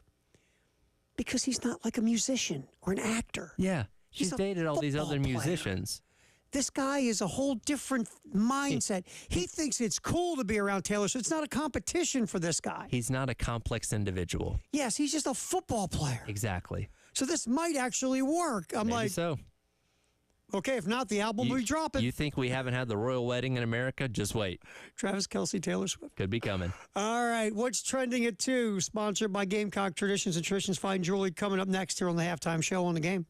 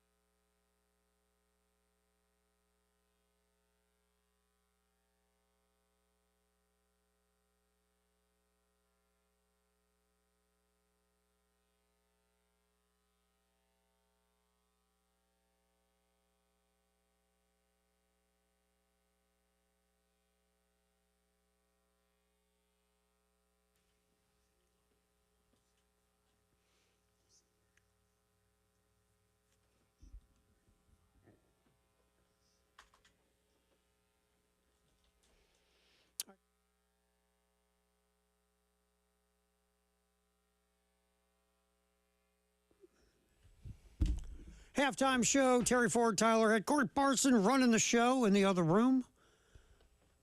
Navigating us up till 3 o'clock here on the game as we do What's Trending at 2, sponsored by Gamecock Traditions and Traditions Fine Jewelry. Again, if you buy some merch, some swag, whatever you want to call it over at Gamecock Traditions, a portion of that dough will go to the Garnet Trust. All right, we're getting back to Ray Tanner was on with Jay and Elijah on the postgame show yesterday. Talked about a bunch of different things. We'll focus first on, cut forward, Corey, Ray Tanner discussing Coach Mark Kingston and the fan base here in South Carolina. Well, I don't know that I would share, postseason conversations with you with any coach, but, I would just tell you that, you want to be in a position where people care, and they do care here. They want to win in baseball, and that's a big deal. I can remember, like it was yesterday, that we weren't playing particularly well back maybe in 08 and 09, maybe, that you pointed out, and a couple of our players were whining a little bit after the game that our fans were tough on them. And I listened. I listened to the conversation for a few minutes back in the locker room, and I said, hey, guys, what do you want? What do you want? Do you want fans who care, or do you want fans to not care? We didn't play well today. We didn't win today, whatever the case may be. So that's the expectation that you want to have, and I think that's okay. It's they're just telling you they care, they want to win, and that's the kind of environment that you want to be around, because they're going to be there for you when it's crunch time. And we were in a hosting situation, and maybe it's still possible. It might be a little bit more difficult now, but you can get in that situation with our fan base behind us. It makes a difference. Fans want to win, Tyler. That's 1,000%. all they want. No, absolutely. And look, we talk about this all the time with Coach Kingston, and there's been a growing angst against him because he's underachieved to what the level of expectation for this program is. Now, there's a lot of programs out there. If you've gone to 2 regional or super regionals in the past 8 years, that's great. That's fantastic. That is more than what they expect out of you. Not here. For a program that's used to winning national championships, used to making appearances in Omaha, to be going into, this is your 8th full-time year as the head coach, and not have made it Omaha, that's unacceptable in a lot of people's eyes. So they're looking at this and looking at a team that, yes, has had points this year where they look like one of the better teams in the conference and in the country, faltering down the stretch a little bit. And if you lose however many games played this weekend in Knoxville, that's only going to get louder and louder, and it's going to continue if you get bounced in a Hoover and then don't make it out of a regional too. Yeah, fan bases, look, you want passionate fan bases. Sure. Now, with a passionate fan base, when you win, it's phenomenal, right? Absolutely. The toilet paper and trees at Auburn, everybody's excited. When you don't win, they get frustrated. Yes. This is what you don't want to hear. What that is? Nothing. Nobody showing up. Exactly. Nothing. No noise. That's when you've lost them. And that's the last thing you want. Absolutely. You want a passionate fan base that is passionate on both sides. Yeah. And Coach Tanner hit the nail on the head with that. Yeah, and I loved how he told his players, what do you want? What do you want him to say? You want him to not care? So you only want them to care when it's positive. Sure. But when it's not, then, don't care. Doesn't work Be that okay. way. Two No, it sides doesn't of work the street. that way. And I've always embraced the coaches like what Ray Tanner just said. I love the coaches who embrace the expectation. Mm-hmm. I love that because there's so many, we get no respect and we're the underdogs and nobody loves us. And, hey, you ride and die with us. And if you don't, either you're on the bandwagon, you're not, whatever. I like coaches who go, no, we embrace the expectation. Right. If we're great, you're going to be with us. And if we're not, you're going to be with us. But you know what you're going to do? You're going to let us know you're not happy. And rightfully so. If we are not playing up, which I think everybody can universally agree on an area of standard of where the team should be. Mm-hmm. To where when Coach Kingston was hired, if you told the fan base, all right, over the course of 8 seasons, 1 true regional host, 1 super regional appearance, no Omahas, they probably said he lasted 8 years. I mean, there's an expectation level here. 2 super regional supers, yeah. There's an expectation level here, rightfully so, from what this program was. And I always love when people say this, and sometimes it's true. But people on the outside will go, look, that was 20 years ago. Get over it. Right. Be done with it.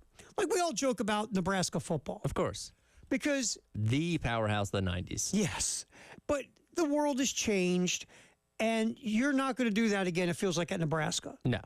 But can I guarantee you're not going to do it? Of course not. Can't. Everything goes in cycles. And how can you go to a fan base that I mean, if you look at Nebraska's record from, I mean, you go back before Tom Osborne, Bob Devaney. I mean, the winning at Nebraska at a high level went on for decades and decades and decades. Right. There were kids who grew up into their 30s, and Nebraska was always really good. Well, God, they had that long sellout streak that went up until only a handful of years ago. And now, yes, the world has changed. Yes, you made some really poor choices in coaches and athletic directors and everything else. And yes, the world has changed where you can't get California and Florida kids to come freeze their butt off in Lincoln, Nebraska. Right. The world has dipped to the SEC. But to tell those people, hey, all that stuff that went on for years, stop wanting it. Stop wishing for it. It's over. Yeah. How fair is that? When you give, if you take somebody that has never tasted the champagne and caviar of living on a yacht before, and you give them a weekend on a yacht, guess what? They're going to be longing for that forever now because they've tasted the pinnacle of what society is. And how about this? How about tasting it for like years? Yeah, exactly. They get used to it. It becomes part of their palate. Like that is what they not long for. It's what they expect to have every single year. And when you take that away from them, it's like, all right, now go back to beer and pretzels. Yeah. It's like, okay, but I want champagne and caviar. You can't want that anymore, though. Can't want that, but I've had it, and it's really dang good. But you're not allowed to want it. We're telling you not to want it anymore. That's what we do to fit. Look, we mess with the crazies, the Tennessee Twitter and everything. They had a nice run of success under Johnny Majors and Phil Fulmer. Yeah. And yes, it's gone sideways until now. Josh Heupel seems to be steering the ship back in the right direction.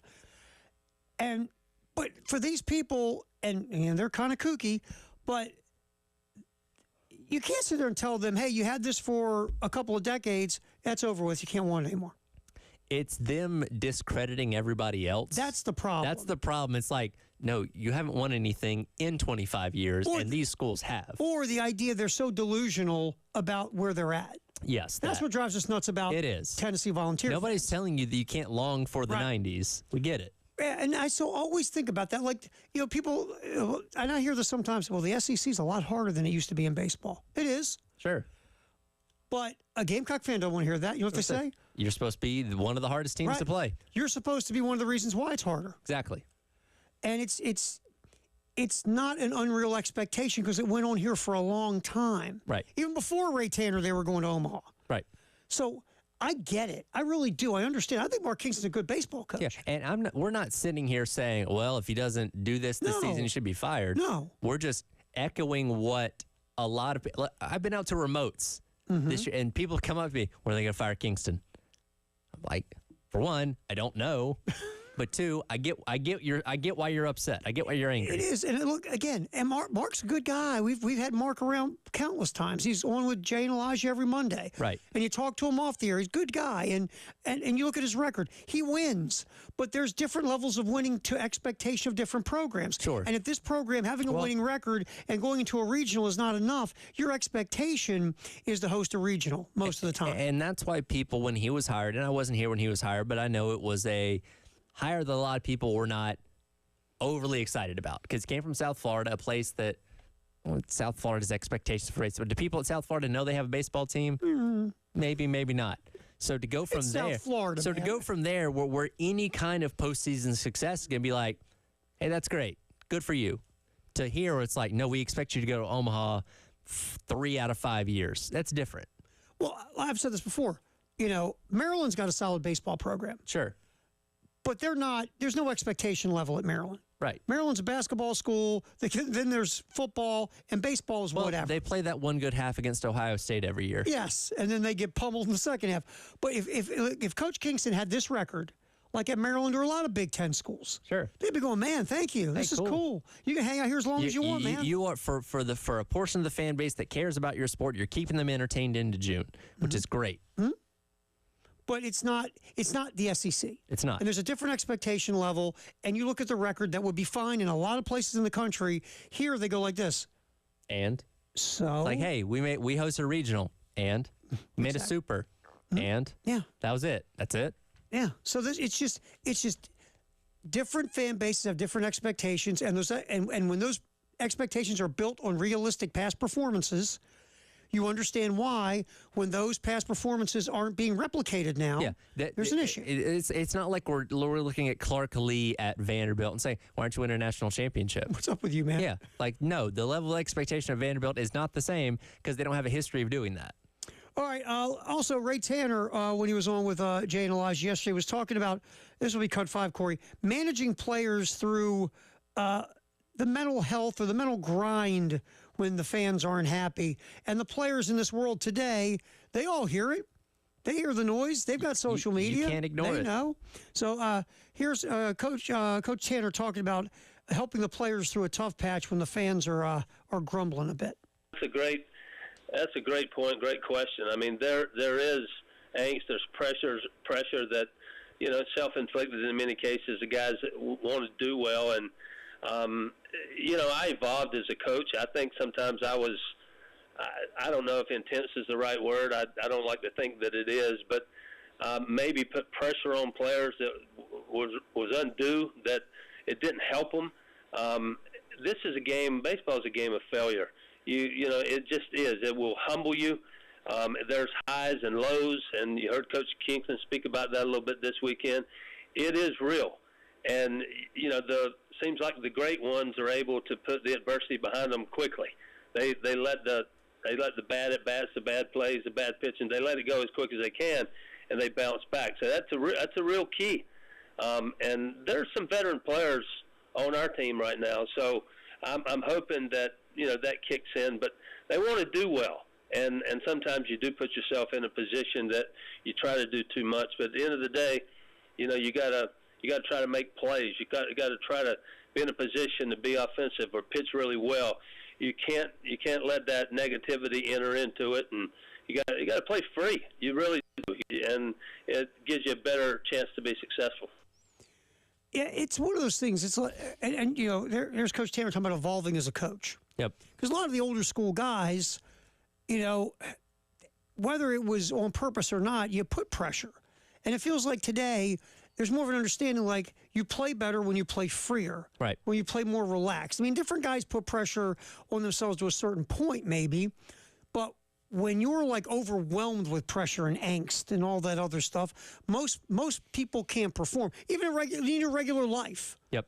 When you're in a work environment that is relaxed and there's not a lot of pressure on people perform better. Right. Now, some people perform great under pressure. I mean, I got a buddy of mine who's like that. We played sports growing up. He'd tell you what he's going to hit during the year, and he'd give you some ungodly, stupid, I'm going to hit 520. And he put his pressure on himself because he played better when he put pressure on himself. Of course. But most folks don't thrive in that environment, right? Sure. They thrive when it's more loose, relaxed. They're having fun. They're enjoying themselves. Right. And there's not a ton of pressure on them. So I think what Coach said, you got to play the game free. Any sport, the freer you play, the more relaxed you are when you play, just the better you roll. Right. And you can't it's so tough today with the noise, right, though? It's everywhere. That's another thing about today. You can't avoid it. Can't. Social media. If you're a player or a coach with a social media account and things aren't going well. Well, and even if you delete the app, people are going to tell you what people say. Sure. Say, hey, did you see what so-and-so wrote about you? Oh, absolutely. Tweet about you, whatever it may be. Like, you can't see what that message board, message board thread was about you? Yeah, exactly. Mm-hmm. All right, we are doing What's Trending at 2, sponsored by Gamecock Traditions and Traditions Fine Jewelry. You got an interview we've cranked up here. Yeah, I talked to my buddy Russell Smith from Fan Run Radio in Knoxville a little bit earlier on this morning. We'll react that for you next on the Halftime Show. Right here on the game. Does he have it ready over there?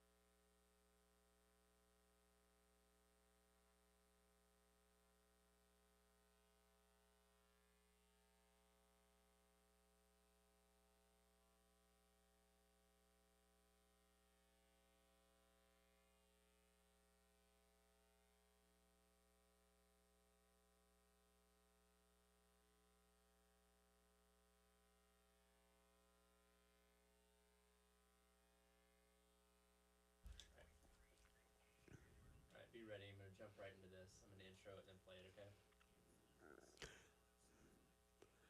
Halftime show, Terry Ford, Tyler Head. Tyler's got an interview from earlier. Yep, talking to Russell Smith from the Fan Run Radio in Knoxville. Jumped right in, asking about the weather for this weekend. Yeah, good morning, Tyler. I was just doing the same thing when your guy called here. And, yeah, I mean, it is a beautiful morning here in Knoxville. Looks like we're going to have great weather for Game 1 tonight. Tomorrow, Saturday, looking a little iffy right now on the old forecast. So we'll just sort of have to play it by ear. But, I mean, it's that time of year. You guys get very similar weather over there to what we have here. And as you know, it can change quickly. We do have a artificial turf field. The only dirt on the field at Lindsey Nelson Stadium is on the pitcher's mound. So the field drains very quickly. They play a lot of games in the rain.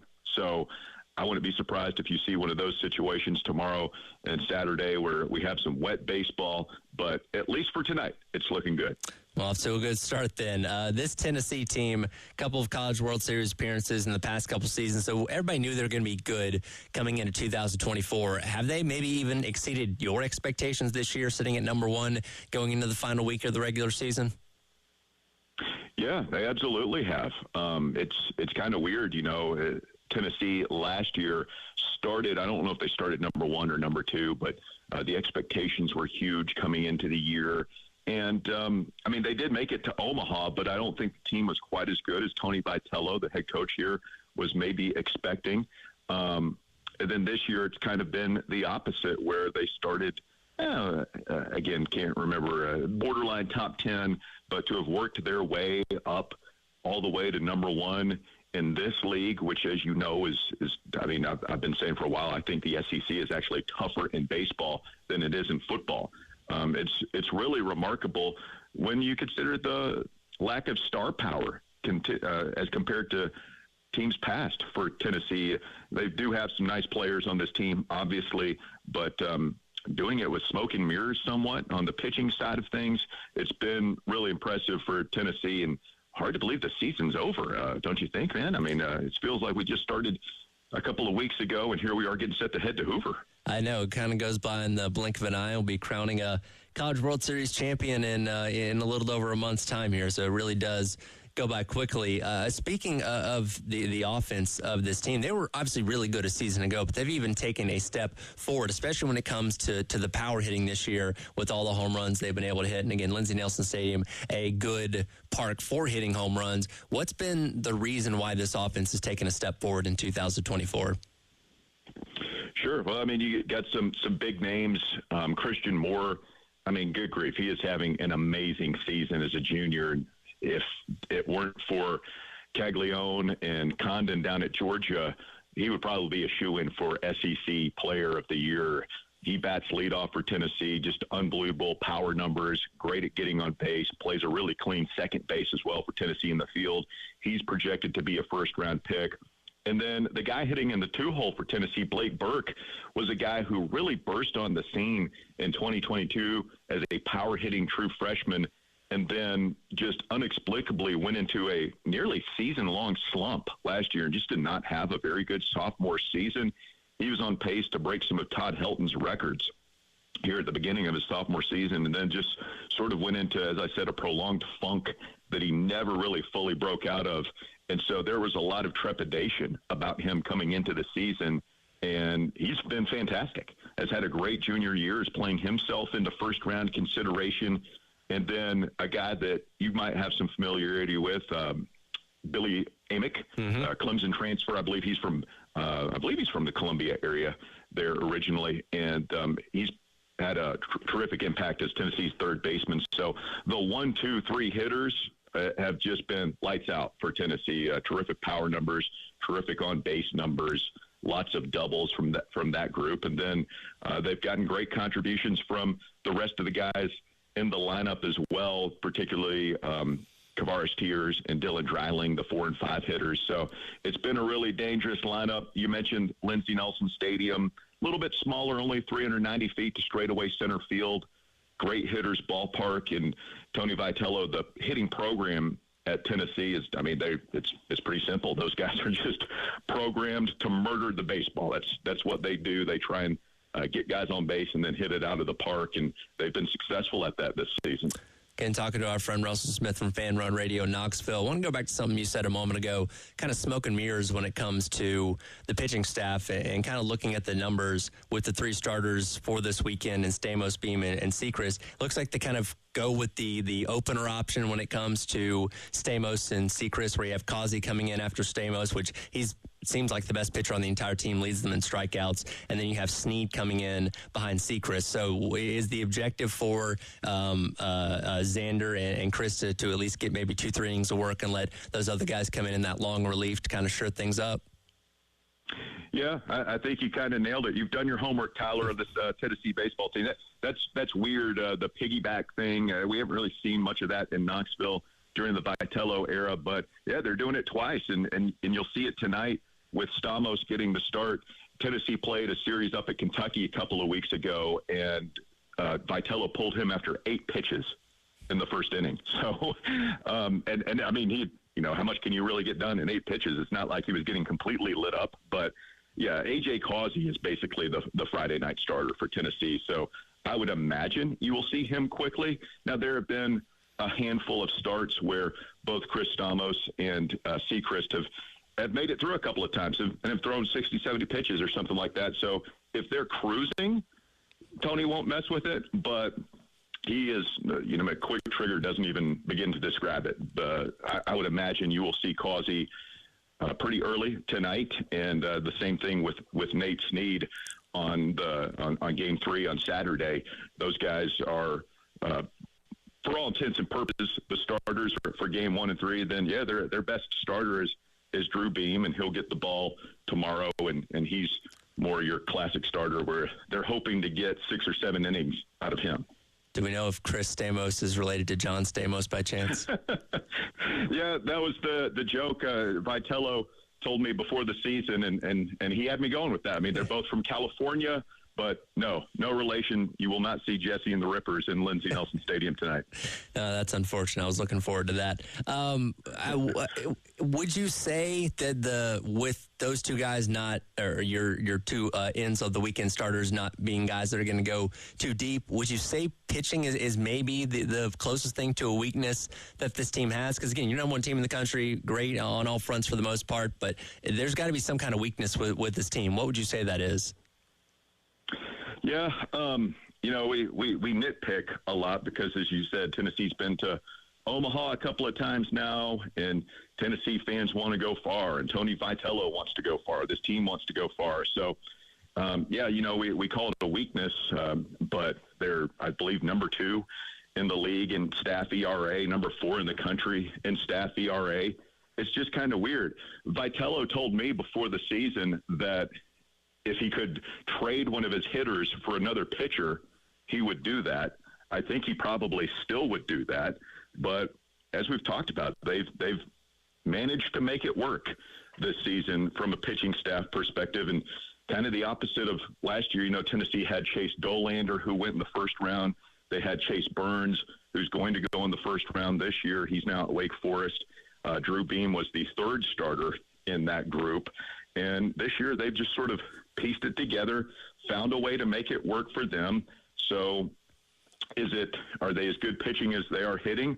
No, probably not. But the stats say that Tennessee has a very good pitching staff as well.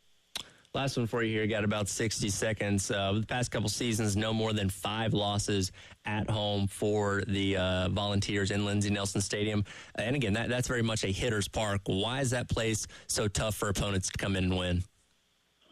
Well, I tell you what, it's become a great ballpark, and they've done a renovation to it. It's up to about 5,500 seats now. It's not as scenic as Founders Park. You guys have a great ballpark there in Columbia, by the way, but they're doing some work on it. It's been a long time coming. There's going to be more work. They're going to redo the press box in the tower after this season, so it's going to look a lot better and get that attendance up to 8,000 or 9,000 in there. But the stands go straight up, and so there's kind of a hornet's nest atmosphere around there. The fans get rowdy in there. It is a hitter-friendly ballpark, and it's just a really fun atmosphere All 3 games are sold out. So if the weather cooperates, I would imagine that it's going to be a great atmosphere in there again this weekend. We'll get back in here. What's trending at 2, sponsored by 1-800-GOT-JUNK. That's next here on The Game.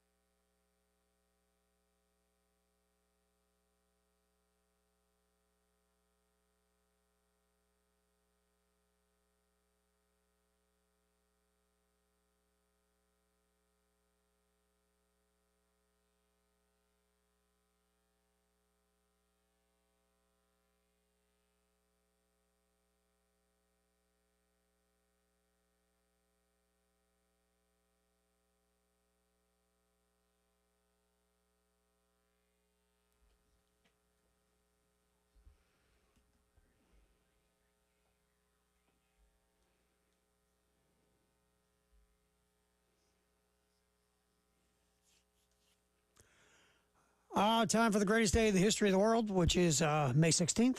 Terry Ford, Tyler Head, Corey Parson, making sure we stay on the air. So far, fine work. Doing great. No smoke, no fire coming out of there.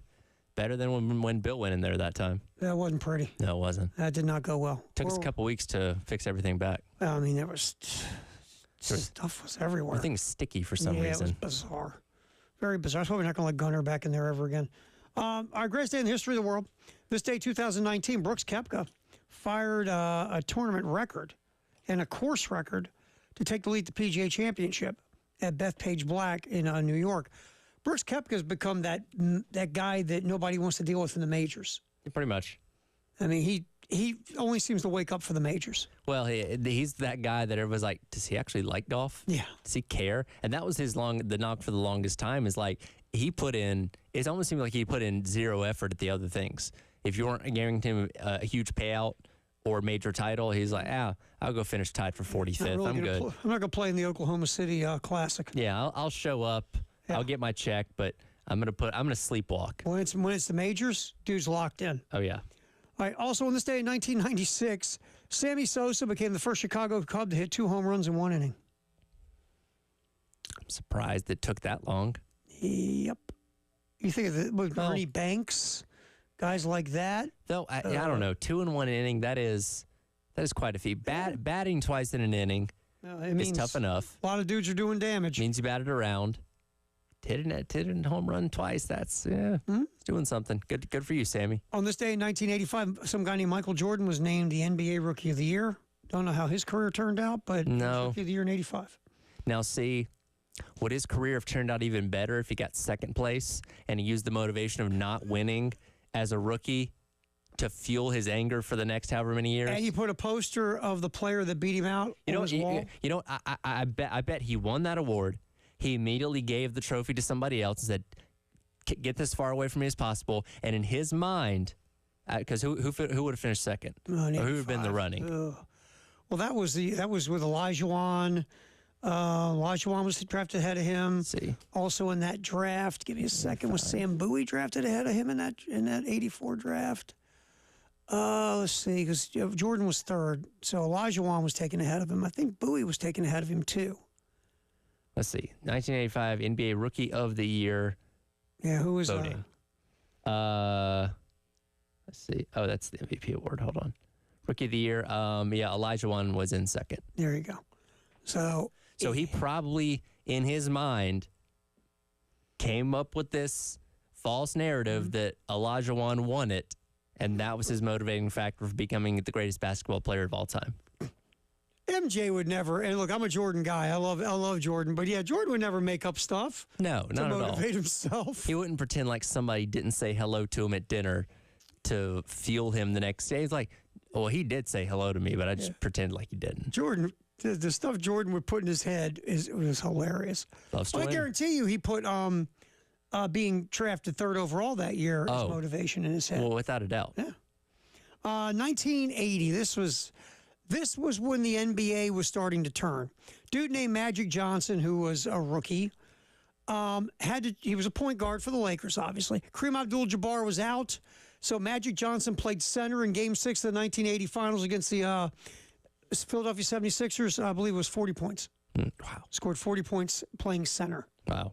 For the LA Lakers. Lakers won the series in 6. But I believe that is the series. Now, again, top of my head doesn't work as good as it used to. That was tape delayed after your late local news on CBS. I can't imagine. Run that one through your skull. Now, the Miracle on Ice being tape delayed is one thing because that's the Olympics. That's not something that happens every single year. But like an actual legitimate NBA playoff game getting tape delayed. The finals. Oh, my God. 42 points, 15 boards, 7 assists. 42 points, the most scored by a rookie in an NBA Finals game. That was magic.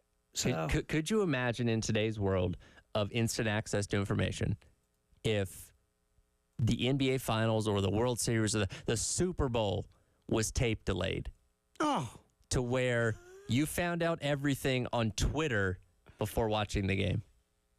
That would drive you crazy. It would. Yeah, I mean, the world, that was where the NBA was. They had drug scandals, a lot of stuff going on, and then Magic Johnson and Larry Bird showed up from college, turned the NBA. Then Michael Jordan showed up, and the NBA became the behemoth that it was during that era. Right. But, yeah, it was tape delayed, my man. NBA Finals after your late local news. Right. All right, it's the greatest day in the history of the world, sponsored by 1-800-GOT-JUNK. All right, Corey, we're going to grab a cut here real quick. Tony Vitello, head coach of the Tennessee Volunteers, of course, tonight here on the game in Columbia and in Myrtle Beach. You'll hear South Carolina, Tennessee from Knoxville. Everything starts at 6:15. Tony Vitello, what was this, yesterday, Vitello? It was after their win against Belmont on Tuesday. After their win against Belmont on Tuesday, Vitello was asked about the importance of this series with South Carolina. Again, cut 16. Corey, hit it. Yeah, I mean, I don't know. Everybody says you want to get hot at the right time, but some of the teams that have been labeled hot, they didn't even start till it didn't go so well at the end or in Hoover, So I just think each time we want to put on the uniform, we want to compete and do well. And then you do want to look for reasons, kind of the Michael Jordan thing is like, you kind of always searching for motivation. This is our place. We come to work every day. We love playing here. Now that the weather's been warm, the crowds are getting better and better. So there's a lot of things wrapped into why you should appreciate the opportunity on Thursday night. And you could even throw into that piggy bank. Yeah, tonight was a bounce back win after Sunday, but it was a non-conference game. Thursday's an opportunity to get back after a conference game, whereas the last one was very frustrating. So I think the easiest and best thing to do for staff and players is hone it into Thursday. School's out as of Thursday. There's another one for you. So there's a lot of reasons to come to the park with some energy, be grateful, and make sure you compete your butt off. And you're doing all those things because you do want to win that game. And then after that game's over, we'll assess what's going on with day 2, which is Friday this weekend. It was kind of an interesting answer. Well, school's out. Well, you want to compete your butt off. Well, you want to win. Weather's nice. He wasn't giving a whole lot of due to Carolina coming in. I was going to say, what didn't he bring up in that entire conversation? South Carolina. It was interesting. Very interesting answer. Sometimes it's about what they don't say as opposed to what they do say. That's right there is what they didn't say. Didn't bring up the Gamecocks, which, again, I find quite interesting. All right, we'll get back in here. Our Firehouse sub text the hour at 803-404-6100. Also, if Jay Phillips shows up in time, we'll yip with Jay for a few minutes as well. And talk a little bit about Tennessee and South Carolina again tonight. That big series gets started 6:15 here in Columbia and Myrtle Beach. It's a halftime show. Terry Ford, Tyler Head, and Corey here on the game.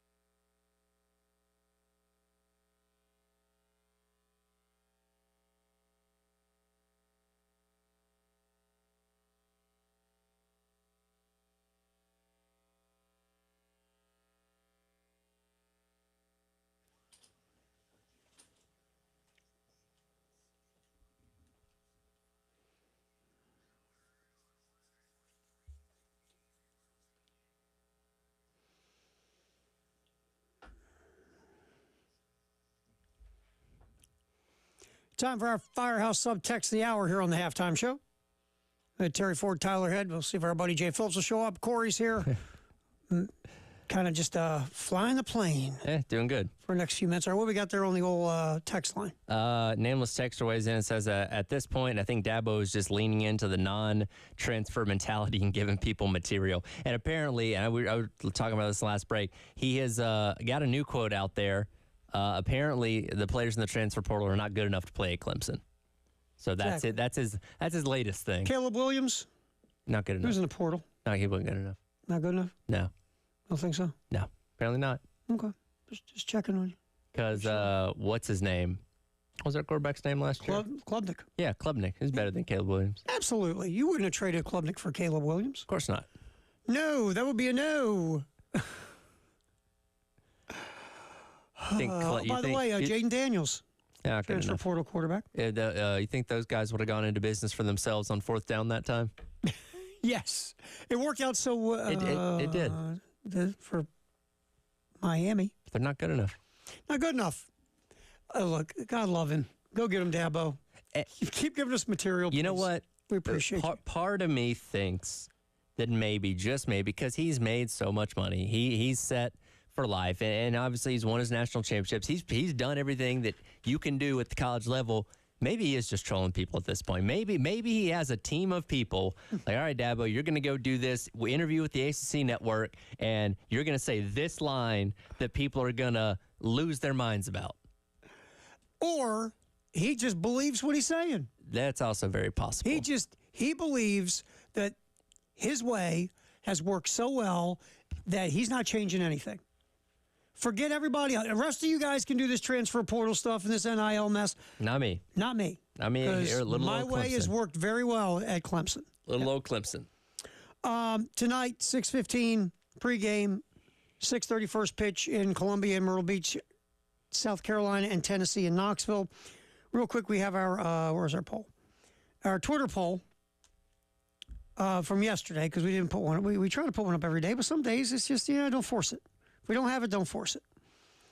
This one was, how many games do you think the Gamecocks will win in Knoxville this weekend? There was none, 1, 2, 3, none, 1, 2, and all three. All three came in last at 5%. 2 came in third at 7%. 1 led the way at 45%, and the sweep was at 42%. I'm probably in the boat with 1. I'm in the boat with 1. I think they win a game. I really do. And I don't think that's anything to overlook. I mean, that's not easy. And I think that would be, it's not the best result of the weekend, but it gives you something. Well, you need a win. I mean, you need a win for more than one reason. You get that win to make everybody breathe. Everybody's okay. Okay, got a W. And also it helps your resume, obviously, moving forward for the postseason. And, look at these two postseason projections. The one has, Clemson, College of Charleston, and Wright State. And Wright State. You're up against Chad Holbrook, possibly, the former head coach. Then you're going to get little old Clemson, who is top 10 in the country. Yep. Or you go out and you take on UC Santa Barbara, Fresno State, and Arizona, and you're the 3 seed. That was the Baseball America, I think, projection. Right. I mean, going out west and playing in that one doesn't sound too bad. Yeah, I just, I don't love having to fly all the way across the country personally. I mean, I think if you just look, Clemson is a top 10 team. Yes, they got waxed by Wake Forest recently, sure. Right. But they've been a top 10 team all year. You go up against your former, and look, the RPI of College of Charleston and the RPI for Wright State are what? Below 60, I believe, I think both? College Charleston's 69, Wright State's 118. Right. So that's not bad because you have two teams with RPIs pretty low. Arizona is like 24. Mm-hmm. I saw, and I didn't get a chance to look to see where, because Fresno State was.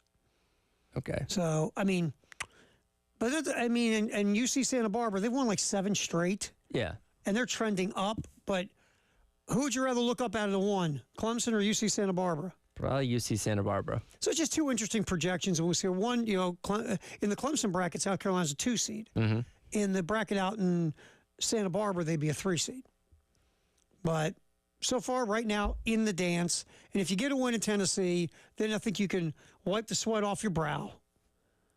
You're in. Yes. No matter what happens with Tuesday in Hoover. So, and look, again, Tennessee, we've gone over this. You know, they're really good on offense. They got a lot of guys who can mash. Pitching-wise, your guy you talked to from Knoxville, he brought it up. It's kind of been smoke and mirrors. You know, you got one real starter that started the whole year that is expected to go deep into a game in Brew, but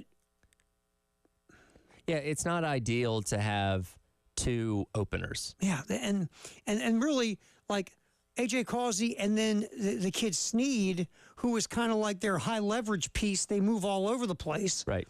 And he's really statistically their best pitcher. Is Sneed? He hasn't started a game all year, right? It's a very interesting, like I said earlier, Tampa Bay Ray analytic way to run a pitching staff. You go into the weekend knowing that in your first and third game, you're going to have to fill the gap between your starter and your back half of your bullpen with 3 to 4 innings. And again, you have Causey, you have Sneed, two guys that can come in there and do that pretty effectively. And then you've got this multitude of bullpen guys. I mean, they've got a ton of pitchers who have thrown at least 10 innings. They've made their money working this pitching staff this year, right? At Tennessee. By the way, I'm curious: is AJ related to Tyler Causey by chance? Oh, that's a very interesting poll by you. Check it. See what you get. Out. See what you get, my man. We appreciate the text, by the way, on the Firehouse Sub text the hour at 803-404-6100. Tonight, get ahead early. Do to Tennessee what Georgia did to you. Exactly. And hopefully, our boy Tyler Good can give South Carolina a solid start. Just keep Tennessee at bay for as long as you can.